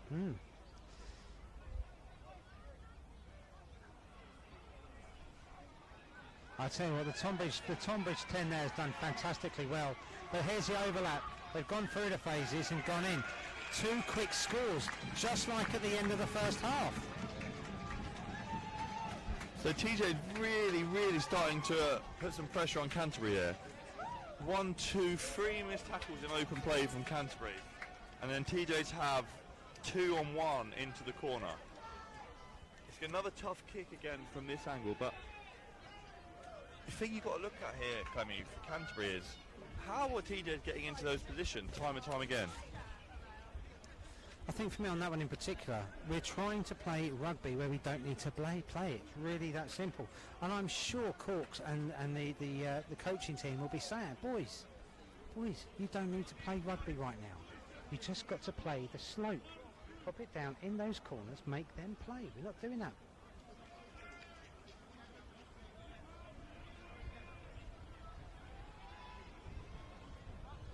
Pretty much exactly the same place now for the last kick for Tom White, so he hopefully should find his range on this one. He's pulled that one worse than the one just before us.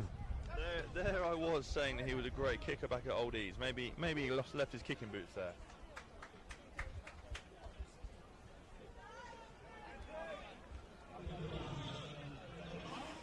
I'm glad I was able to walk away from the mic there because I was going to chortle. So Canterbury restart. Clemmy, what do we do? What do we do from here? For me, since when we've been restarting, we've been restarting short. I go deep and see how they play from there. The ball's got to be quick. So don't worry about trying to actually get this ball back. We don't need to be thinking about trying to get this ball back. We need to be thinking about purely putting it down in those corners. We've just had a change. I think is Cam Murray coming off? I'm not sure. I couldn't see there. It looks like he might well have. But again, we've gone short, so we're trying to actually get the ball back. Yeah. Somehow, strange enough. So it's come back to Canterbury. So but for me now, Will Charlie Calder's should be now on in the playing. number 20 shirt as well for Canterbury, in the yellowy green scum cap as well. And that is on the full. It must have been just inside their 22, because to me, That was very close. we're further up the hill, but to me it looked like it was on the full. But here we go. So really you've got a negative gain there, Healy, from Canterbury from the restart. So obviously the restart was pretty good there. We did get our hand on the ball, but then Tonbridge then was able to knock it. They knocked forward. Off So the Canterbury got a Tonbridge line post. out here, Not a just hand on off the head. Obviously then we've had an exchange of kicks. We've now got ourselves into, in essence, a -5 kind of gain, really. Canterbury now just bring on a couple of changes, just some fresh legs. But the important thing is, it's not saying a -5 kind of gain here, but we've got the set piece, and we've talked a little bit today about how the set piece is the time to manipulate the rest of the field. So if Canterbury can get the ball here, which they've done off Jamie, really quick ball, now they can manipulate the play. Ben Cooper got nearly a late hit there from their hooker there. Dealt with that quite well. A little bit scrappy there. Frank Morgan's dived on the ball. Ruck time here. Tonbridge not committing too many people to it, but that's really tight guards around the edge of the ruck. So there is space to go wide if we want to. The only problem is on our wing at the moment, we've got our hooker on the wing. That's not going to aid us. So Tiny Best goes up and under. It's really short, really tight. It's come off the TJ's player, I thought, but it's gone back. And Harvey's Space here. broken through the first Space here tackle. for Harvey.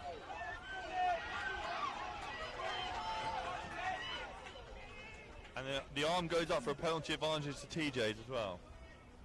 I'm not entirely sure where he was calling it. My gut instincts, he's probably calling it for the hit which came on the side of him. There was a no arms. Yeah, Charlie. Charlie Kingsman, sometimes very hot-headed, and it looked like it was more of a spear tackle than an arms tackle there. Stop plays, trundling over. I think he's already had a conversation with his assistant referee, but he is coming over here a bit. No, it looks like that's definitely what they've called, because they've come back to that particular position. Just got to get a little bit of clear heads here.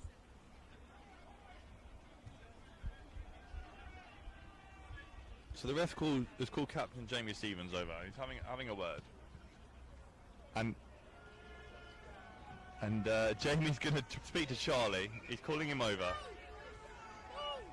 What's really clever here is obviously the referee's just spoken to Canterbury in terms of the penalty count, which is just creeping up a bit. But just to try and slow down what's going on for Tonbridge here is that Jamie's then just gone and called over to the referee and said, "Can I have time to speak to my players?"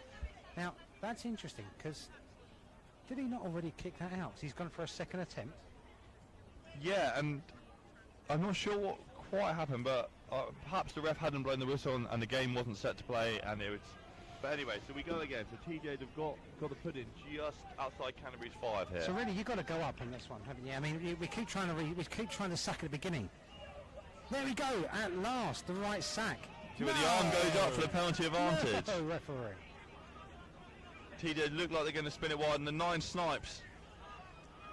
That's what we talked about right at the start of the first half. You've got to have your pillars and your posts. Knock on there though. Lucky enough, we're going to go back for the penalty advantage. The TJ's first try, the very first try of the day, came from no pillars and posts, and almost sneaked another one in there. He's now, annoyingly, what we spoke about half time, we said about Jamie Stevens leading by example, has now going to got himself a yellow card. Yep. Yeah. Again, we don't agree with that decision. I personally thought as that jumper landed, we sacked it perfectly. He's now called another penalty. Looks like just there. I don't know if his arm's going to stop, but I think he's saying that we weren't back on the goal line. Clemmy, you'll notice the problem is that once your back's against the wall, the ref and the ref assistants tend to keep going with the flow. The thing is, it's very hard not to. And I'm not saying that referees are impartial. They certainly don't pick sides in any way, shape or form. It's a very tough job to do it out there. But you're absolutely right. You can't help but think that the team who's got the ball, who keeps going forward, you tend to then think, well, somebody's clearly making a mistake on the defensive team. They're going to go that way. Correct. You're right. Correct. So Canterbury got 14 men against the 15 here from TJ's. Harvey. I tell you what, he's deserved that today. He really has. But now, all of a sudden, Canterbury are really feeling the pressure. Towards the end of the first half, when Canterbury were 28 points to 5 up and were seemingly coasting, now, Clemmy, they're really in a dogfight. No, they certainly are. I mean, we look at the scores here. So they've now, so Tonbridge have now scored the last 3. So last 3 tries on the spin. So you've gone from having a lead of nearly 20 points to now you could be looking at a lead of 1. Yeah, very. And in front of us here, we've seen a couple of missed kicks. Well, we've had 3 missed kicks for this. They're 10 now. This one's been successful.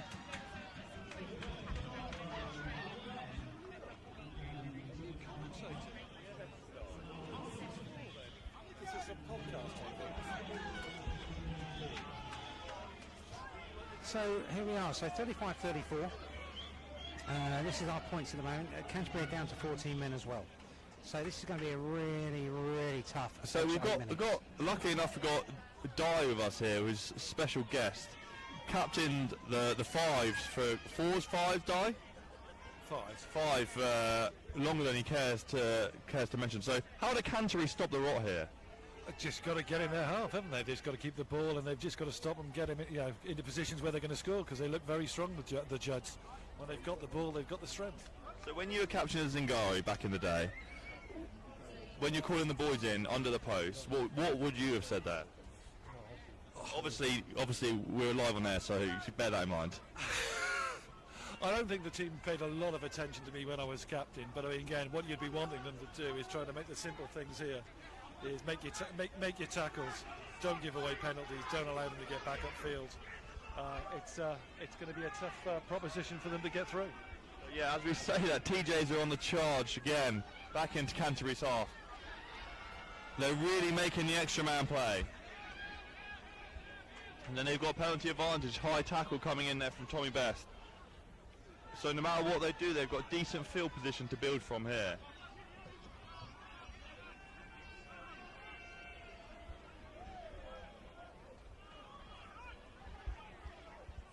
Going through the phases are TJs here, really starting to crank up the pressure.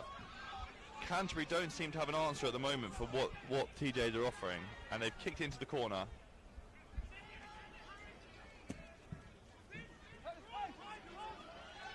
Not a great exit ball there, and TJs recycle the possession just inside their own half and start to come again.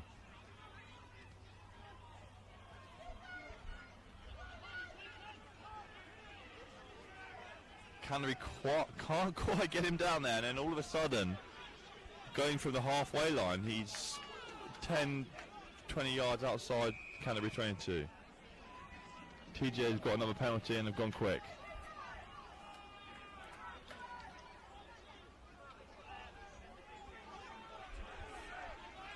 It really needs someone here in the black and amber to step up and put their heart on their sleeve and show them what they're made of.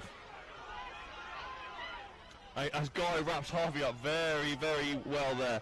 Not a textbook, but he did a job. He was certainly in a bit of a snug position, if you ask me, there, but he did fantastically well there. But we just need a little bit of calm and composure. We just need Canterbury to get their hands on this ball at the moment. It's all Tonbridge. You get the feeling, though, that, James, that every time that ball's going out wide for Tonbridge, they're making multiple yards, aren't they? Yeah, completely. They've got the ball inside their own half, and they've walked it all the way up here, right in front of the post. This is the Tonbridge side. Backing hit from Will Waddington.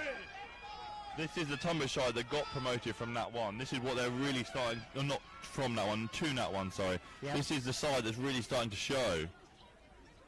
They're just going through the phases, they're keeping the ball, they're making positive yardage, they're skipping out of tackles. Some of our tackles are falling off. Now that is an absolute cracker of a tackle from Will Calder there. That was superb. Yeah, real positive impact. Really sending the ball carrier back where he came from. But we now need to match that up with either a jackal, or we need another tackle like that. Yeah, the boys need to so get TJ, you've got a slow set They here. need to pump up now. Well done, Mossy. Great tackle there from Moss. 2 or 3 big hits from Canterbury here. As well. Yeah, 2 or 3, Clemmy. Big hits, really pushing them back. Thing is, those hits can make such a big difference. That can be a game changer. It's not just about the yards, it's all about the mentality as well, isn't it, Clemmy? When you're going backwards in the tackle, suddenly one of your teammates steps up and sends one of them back to where they came from.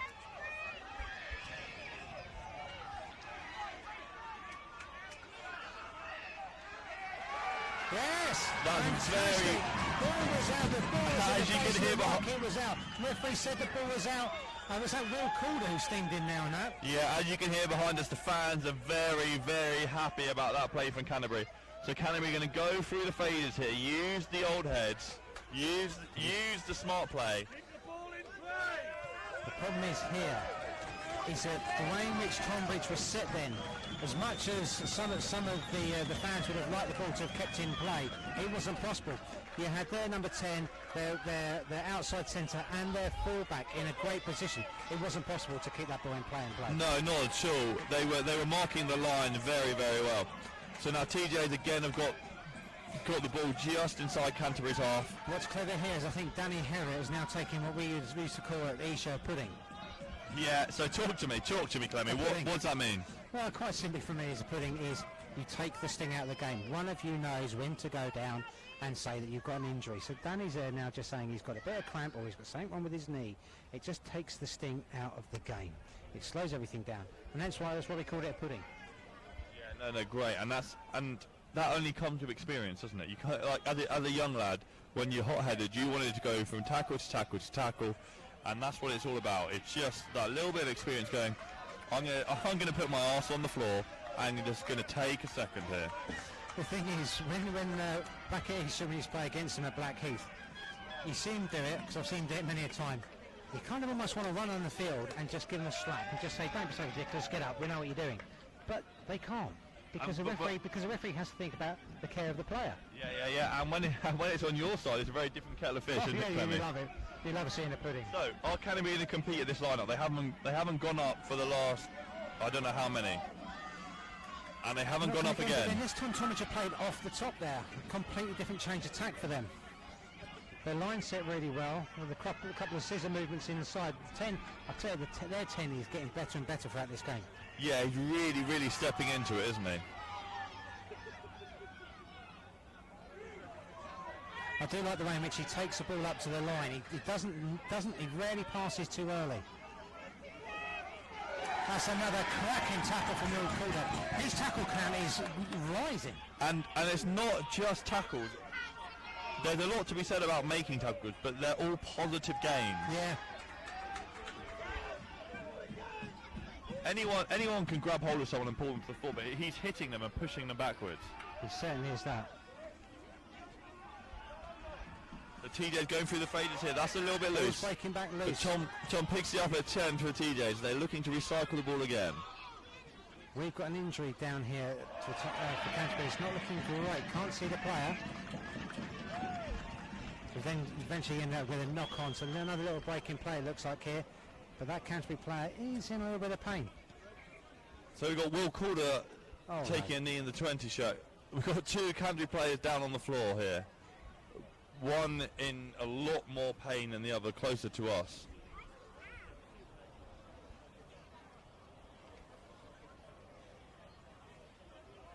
Can't quite see who it is. I'm looking through the numbers here. I can't see James, Harry Salisbury on his feet. So I fear one of the players down might be him.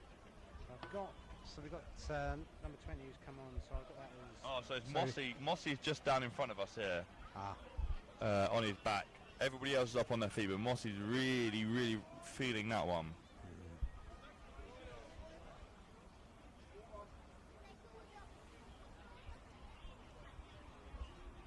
Canterbury have stopped the scoring rot temporarily. TJs have been held slightly here. No scores for a little while, but how did Canterbury get on the ascendancy again? Well, you've got to be looking at the fact that we're getting through this sticky yellow card period. The issue is with this yellow card that we just had against us is that we scored nearly 12. I think it's 12 points from it. It's a big swing on the yellow. So now we're hoping this is just going to change a bit. So we're going to get back to full numbers. Now, when you've got full numbers, you can now start to actually continue to play how you should be. In essence, your systems are in place. The same setup is there, because when you haven't got that one player in there, it makes a big difference. Yeah, so Mossy's limping off here. He's not moving too freely at all. No, he's walking very gingerly on his right leg there. To be fair to Mossy, he's had a cracking game. First game back, I believe, in the starting lineup for a little while. He got a try as well, and unfortunately, it's not going to end as he wanted today. But let's hope for him that it's nothing too serious, and we'll see him back out here before too long.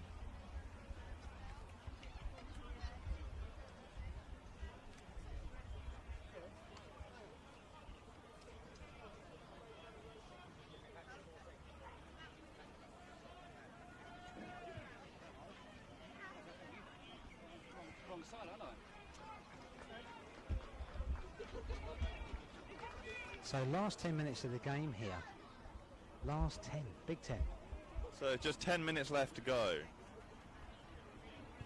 So we've got Canterbury put in here, just in between our, 10 yards out the 22 roughly. Hopefully should be some secure ball. And for me, I'd be looking to just pop it down in that far left-hand corner there. They've not got anyone there. Down the hill. That's your out. Get your exit down there, no? Yeah, agreed. We got Tom Best standing up in a kicking position here. Tom Best's kicking is very, very accurate, but he's not known for a hugely long boot. No. So I think what you're asking for there, Clemmy, might be a little bit out of the question. Accuracy, unbelievable. Distance, perhaps not as good, but let's see what Canterbury do. You can see here with a flat attacking line, it's going to go up in the air somewhere. It looks like it's going to, absolutely. I can't see it being a crossfield kick from here. But then again, Guy has got maybe, fantastic. Here we go. Penalty here for Canterbury. Is that a penalty or is that a free kick? Free kick there. He's got half up. So for that, then he's got. Let's see here. Early engage. Looked like it from where he was saying. So talk to me. What makes an early engage at the scrum? It's simple, really. I mean, ultimately, you've got both packs set down ready. More often than not, you find it happens before the ball's put in, so they would have engaged. Then Tonbridge are then trying to just get that extra yard as the ball's coming in. If the ball's not released and they've already got the shove on, you're going to get called it. So it'd been a free kick. Tonbridge have let that bounce, and the ball still went backwards. Come backwards off the other hand. No. The second ball apparently not. The ref has seen something different to us. I think it looks like Fred Edwards, I think, may well just got made it go forward there. So I was lucky enough to be part of Nathan Morris, who was running a Scrum Masterclass up here on Wednesday, and he was saying it's all about getting low and striking really hard and really aggressive, but also you've got to stay really low. So when you're coming into the scrum here, it's all about almost beating your opposition man to the strike, because if they're hitting you and you're stationary, you're going backwards. Yeah. But it's a fine line between beating them and beating the whistle when the referee's blowing, and which has happened there for TJs, and then they've got pinged. Yeah, I think that's a really good explanation of it there, James. To be honest with you, I really never liked the terminology, kind of the dark arts of the front row. Never liked it, because there's no real dark arts to it. It's either you drive straight or you don't. And when someone says you can do certain things, yes, you can manipulate where you place your arm. Talking about the front row here, this is a tremendous drive from TJ. Great drive, and they've got the ball, and they've got the penalty, so they are playing this. They can't go too much further forward before the referee.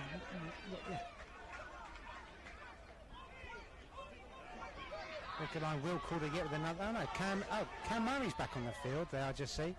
So he's now got another decent tackling, but they're going out wide. They are constantly attacking, aren't they, Tonbridge? They want to play rugby. So Canterbury back up to the full complement of 15 here, yet TJs are really still probing them. Fred Edwards has now got to go and get himself. Which way are you going here?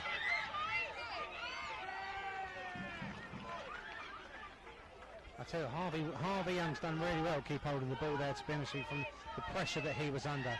But now Tonbridge is just beginning to attack the soft underbelly of Canterbury's, which appears to be the edges of the ruck. Yeah, so this is the problem here. Edwards there. Back clear out there. I don't know if you saw it then, but I think it was their number 14 for Tonbridge has just come in and cleared out with his shoulder on Fred Edwards' head. It wasn't particularly picked up there, but I think if you review the footage on that, you'll see that's an illegal hit. But so TJ is still going through the phases here, trying to spin it out wide. Decent tackle there from Will Waddington again in the centre. That is forward by a country mile. Neither has the referee or the TJ picked that one up. To me, that was really flat. I like to see the ref giving the advantage to the attacking team, even though it's not with Canterbury here. But I do when it's a Canterbury ball. It's a Canterbury ball, I'm afraid. But they are doing so well, just going through the phases. They seem to really calm. And there's the try. That's given them now the lead. You've only got about 4 to 5 minutes left of this half. More importantly, Clemmy, how many scores in a row have TJ put on us, on Canterbury rather, in the second half? This is now the 4th, but in the half they have now had 5. And that's the real worry here, that TJs are really starting to find their rhythm, and Canterbury just don't have anything to answer to that. No, they really don't. What was really frustrating is we made some really positive tackles there, and we were driving the players back, and then we had the ball in their half. But then subsequently they have just battled their way back up the slope. Everything we speak about the slope, and I've got a funny feeling, I hope this, well, we'll soon find out if this continues throughout the whole of this season. But that slope has been a complete reversal of what we would normally expect. Yeah, no, traditionally over the years, going down the hill is worth 10 to 14 points. But it's been the exact reversal today, in fact double the reversal. Certainly are. I mean, now don't get me wrong here. So it's now a very different kind of place. So Canterbury have been holding on to this lead, right?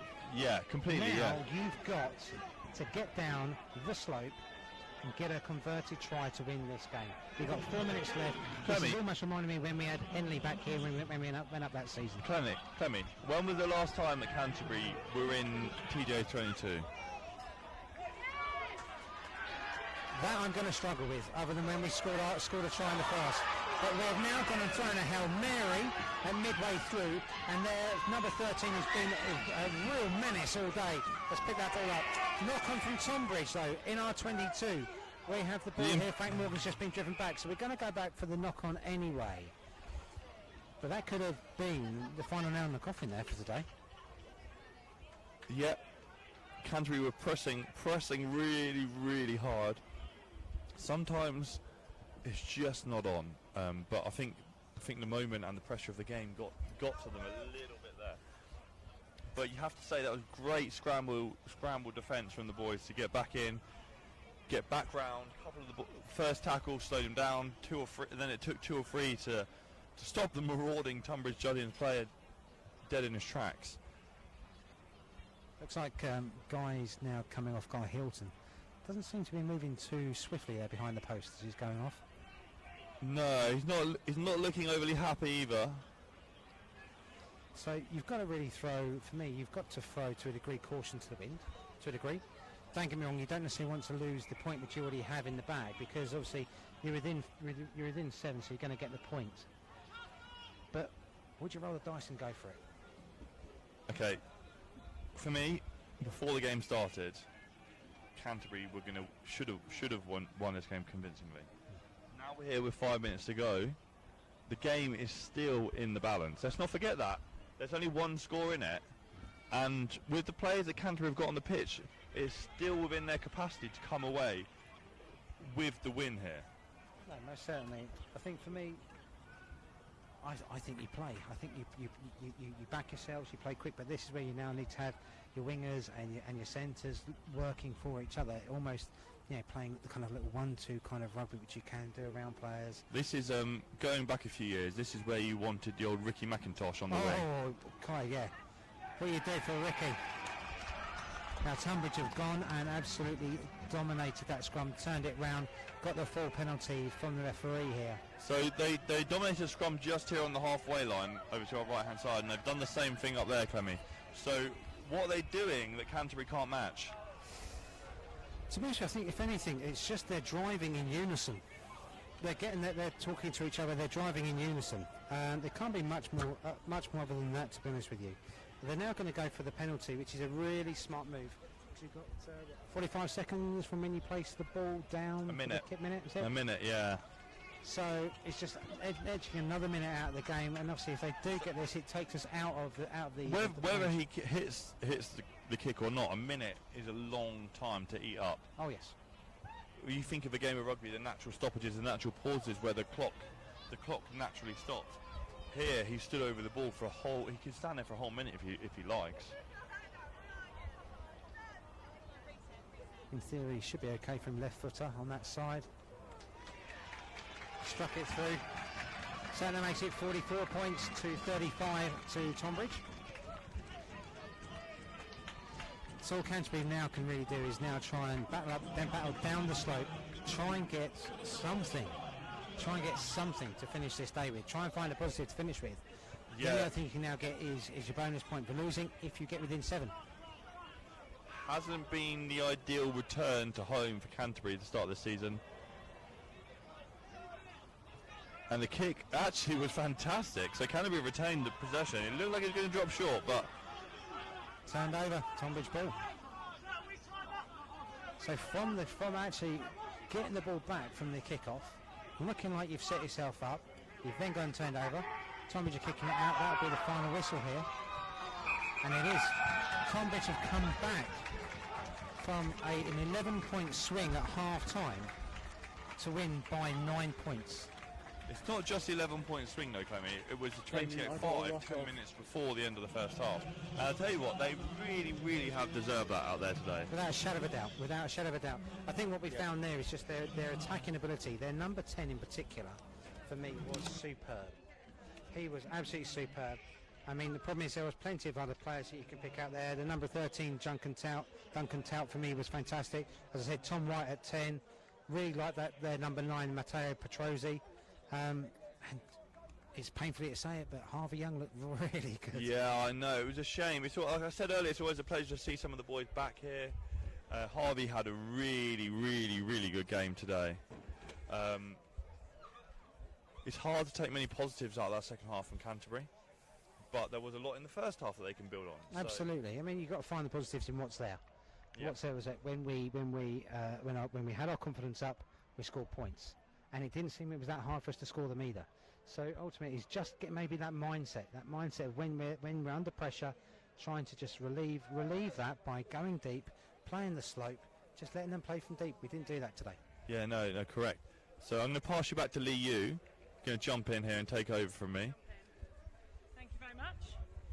Thank you. Well, watching from the side, definitely ups and downs and, dramatic if nothing else. Yeah, you know what they say this stuff about kind of team sports where you've got, where it's like this. There's a game of two halves. Yeah. Yeah, it's that kind of that classic cliche. It's really frustrating because you don't want to say it.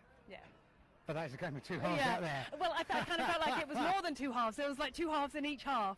Yeah, no, I think you're absolutely right. I think both teams at some point at the beginning of the first half or the second half had the ascendancy, and it just kind of flipped reversed on you, and it went completely opposite way. Yeah. I mean, Tonbridge really, as James said there, at one point were 28 points to 5 down, so that's 23 points down. Ultimately, they then coming out and winning by 9. Yeah. I mean, That's fantastic. That is big thing fantastic. for them. Would you say there were lots of players kind of by the end there looking tired, that were on the floor? There was a few people kind of went off limping. Do you think it's a physical kind of side that they need to work on, or is it more in the head, that kind of keeping that motivation and keeping that drive? Because it was clearly there. Yeah, I think for me, if I'm going to say that, I think for me, in all seriousness, I think it is really mental more than the physicality side of it. Canterbury have got the ability to play wide and expansive rugby and really go for it. But it is that mental side of things. They were being constantly battered. The door was getting banged on. For it looked like nearly 30 minutes of Tonbridge ball. Yeah. And eventually the door creaks and they got through with a couple of tries. Absolutely. But in all seriousness, I would say that The defence, they did fantastically well with what they could do defensively, but that Tonbridge constant attacking force was something to be seen. Yeah, definitely. I mean, we've got to give it to them, haven't we, to Tonbridge for keeping at it and that determination. Would you say they, in the end, did they deserve it? You know what, I have to be honest and say yes. Yeah. I'd love to put Canterbury glasses on and say no, they didn't deserve it. They got lucky. The ball bounced this way, or we didn't get this particular penalty. No, in all seriousness, Tonbridge went out there in the second half and absolutely deserved all the points today. They did fantastically well. We can't forget the fact that Canterbury in that first half looked amazing. What, 30 minutes in, we got a bonus point. Yeah. Yep. You're 23 points up. You should close the game off. We didn't. That's just one of those things. But it will take time. That's going to hurt them. That will hurt them. And we'll see the bounce back next week. Yeah. Whereas Tonbridge were hurting from last week losing at home to Rochford 100, which in all seriousness you probably look at and say they shouldn't have had. They've come back and they've responded fantastically well. So well done to them. Yeah, absolutely. And as you say, it's kind of what doesn't kill you makes you stronger, and it's the obstacles and the challenges that do pick us back up, isn't it? And make us drive us forward. And is that a good way to start the season, with a good strong bit of drive? And yeah, well you've got to win. We've got to win away from home last week. Yeah. This week you were set up for it. Didn't quite happen. But there are a lot of positives to be found there. There is a lot of positives. To be honest with you, the game really changed probably when we went down to 14 men, when Jamie Stevens, classic after us saying about the fact that he rarely gets yellow carded or red carded, goes and picks one up, standard. But they did so well. They did so well.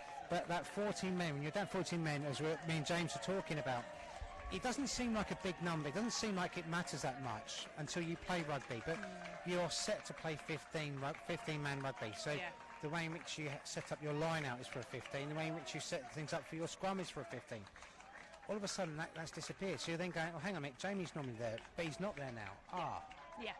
And then potentially throws everybody out of the headspace for, we know where we are, we're solid, we know what we're doing, because like you were saying earlier, that tiny crack in the door becomes visible, and that's all that's needed sometimes to get that foot in, and then you're through. Yeah, that certainly did happen today. What would be really interesting would be to see if we can get the opportunity to try and maybe speak to one of the Tonbridge guys, and also a Canterbury guy, just to see the kind of get their kind of input on it, I think, absolutely, as well. I mean, Harvey Young's over there playing with his hair, and he used to be at Canterbury. I'll try and beckon him over if I can get an eyeball. It'd be really nice to see his Yeah, absolutely, that'd be great. Well, you try and grab hold of him. I'll leave you. I'll give them a little shout out about the sponsors and things like that, and then in the meantime, hopefully we can get some of the players, potentially the coach over as well. If there's anything like that, we can get them over. So I hope you enjoyed that. I mean, it's nothing if not dramatic, exciting. You've got to love an exciting game, haven't you? Here at Canterbury Rugby Club, brought to you by MMS 360 Media. Thank you very much if you are still with us. Let me give you a quick shout out. We're going to try and get some of the players to get a quick interview, but we have to say a massive thank you to the sponsors. We have the match sponsors, which is Burgess Hodson's Accountants. So thank you very much to those guys. I start off and we're going to come to you. Wow, hello, how do you feel after that? It's about first time coming arena. We used to play here as well, so it's nice to come back and get a W, to be fair. It's been a long time coming. We were watching the first half and we saw how it seemed to just swing, like the real big pendulum swinging. The fact that you guys started so well and then Canterbury just seemed to all of a sudden dominate. What was said at half time to make you guys come out? Joe, our whole game plan was to start strong. We didn't stick to our game plan. I mean, we had the hill in the first half, which didn't seem to be an advantage at all. But just stick to the same game plan, just head down and stick to our structures, our patterns, and hopefully it'll kind of work out. It did. Just put hard work in it. It's not a thing that you can kind of teach, is it? So, I mean, yeah, it's good. For us, it was really hard when we were watching because me and James, who were commentating during the game, we were bigging you up. And obviously, we all still love you. We all still love you here. We all still love you here at Canterbury. But the yardage you were making was unreal. How is it that you were seeming to almost kind of elude these tackles? You were bouncing off them. Don't ask, mate. I want any little. I just run hard, a bit of hard work, and just want the ball. I want the ball in my hand. I want to run the ball. I'm not. I used to be a fly half, but now I'm a running fullback. I don't want to kick the ball, run as fast as I can, run at gaps, and ideally no one touches me. But would you say when you're on the rugby sevens circuit, because I know you do a fair amount of rugby sevens. Do you think that helps you? 100%. Even more so. This year has been my best seven season, so but yeah, just as a more space in sevens, haven't I? But here I haven't, so I kind of use that to my advantage, I guess. Yeah. So. Mate, thank you very much. Okay, and more importantly, I look forward to seeing you in the reverse fixture near Christmas, buddy. All right, take care, buddy. Thank you very much. Thank you. Okay, looks like we're going to be getting another. Someone is coming over and being given some hand signals to show us that we've got someone to expect to come over. Yeah. Do you think there's a? Is it harder to come back to an old club, or does it? Do you think give you the advantage because you know the players, you know the ground? Do you think you kind of came back with a spirit of confidence of like, yeah, I know this. I've got this. Yes, most definitely. I think if previous management were here, because obviously it's changed subsequently since he was here, he would have had a point to prove, and he would have come out in a very different way. But I think the fact that it has changed, he felt that he had, in essence, the monkey already off his back, and he was just able to play rugby. And my God, he had a great game. Didn't he? Absolutely. Brilliant. Okay. So, here we are. So we're going to be joined again by Mr. Corker. How are we doing? Very good, sir. You? Disappointed. I think we put in a really good first half performance, and those last 5 minutes of that first half, we really opened the door for them to get a foothold back in the game. But I can't fault the effort from the lads. I think those last 15, 20 minutes, there's a lot of boys really struggling, like with injuries and fatigue, and I think they push themselves to a really tough place, and I can't ask for more than that. I think if we want to go toe-to-toe with the top of the league, we know we need to be more accurate in certain areas of the field. Turnovers, especially just outside our 22, we're probably playing a bit too much rugby, and it's a bit of a symptom. We're ambitious, we like to play the game, and I think we actually scored some tries from that ambition. So it's just trying to help the lads understand when is a good time for us to do that, and when do we have to be a little bit more boring, potentially. We were saying during the game that neither team actually used the slope how we would normally expect. I mean, the fact that in the second half in particular, obviously we were up, and you're saying about perhaps playing a little bit more boring, but neither team wanted to play that kind of percentage rugby. Both teams just wanted to run and play today. Yeah, I think it's a great sort of marker of the brand of rugby that's been played in our league, and that's why it's exciting. I think down the slope in that second half we didn't have loads of possession. I think especially in our 22 we were doing a lot of defending, and like territorially that hurt us. I think you've got to be very happy in the fact that it felt like at one point it felt like it was nearly 30 minutes of Tonbridge banging on the door, but we held firm for such a long period of time. So I mean, there is huge positives there, isn't there? Oh, absolutely. The boys have really gone to the well, and the defensive set you're talking about, yeah, it was probably 4 minutes of just concentrated work. And I think by the end, the only thing that actually separated us from them was just how hard we were working. The sort of physical toll of that was quite heavy for us. We had a winger and a flanker, a winger and a centre on the back row at one point, but we've got lads who are coming back in. We had a lad come back from concussion. Someone has also been out for a couple of weeks, and it's hard to get up to speed to play a full 80 when you haven't had game time. So it's something for us to also look at our conditioning, but yeah, the boys work really hard. Were you particularly impressed with the fact how Charlie Kingsland played at 10? I've not personally seen Charlie play at 10 at all. That's the first time I saw him. There was some interesting play from him, actually. Quite bold at times. I think he sort of epitomised our ambition, and we back him all the way. I think his decision making is class, and he actually just helps us be so unpredictable. It's very easy for us to play to a structure, but defences now know structure, they know how to defend it, so we are on a journey to try and be able to unlock defences in a different way, and Charlie's fantastic at that. He's got some great experience at 10, and yeah, no, he had a really good game today. Is there any, we saw Cameron Murray out there today. That's the first time I've seen him play. I haven't seen him in training at all. I've not been up here. Quite a find. Yeah, Cameron is such a great lad. He's our Bonnie Scott. He's a super positive guy, and he just really brings a level of athleticism to our back row in terms of his speed. And what's great for Cam, I think he's in a great place where he can develop. He's got aspirations to push on, and we really want to support him with that. So yeah, we're doing a lot of work together, and I think you'll just see him go from strength to strength. Well, thanks, mate. Thanks again, as always. Pleasure. Onwards and upwards to the next one. Absolutely. See you in a couple of weeks. Bye. Thanks very much. Thank you. There we go. So it's always nice to hear from Corks. Yeah. I think for me it's been very different in fact of the kind of change in what we're doing now here. All of last year and the last 2 years I've been up there filming with him in my ear hole saying, what did you see, Clemmy? What did you see? So it's really nice to have just a conversation at the end. Yeah. But you can see there, even in his face, you can see that hurt. Yeah. That's hurting him. Yeah. and I feel there'll be a fairly decent response next week. Yeah, nice to hear the kind of the positives that they kept working, that there is that silver lining, some things in there to take away, and Certainly. hopefully we'll go. Brilliant. Well, it's been a great game. I think we're going to Yes. do a final shout out for the final sponsors, but yeah, as you say, but disappointment there in the end, but we've got to take the positives, and if nothing else, we gave the crowd a good game, didn't we, on certainly both did. sides? Certainly did. But always nice to meet you. Absolutely. Thank you very Cheers, much. Liz. Bye. Bye.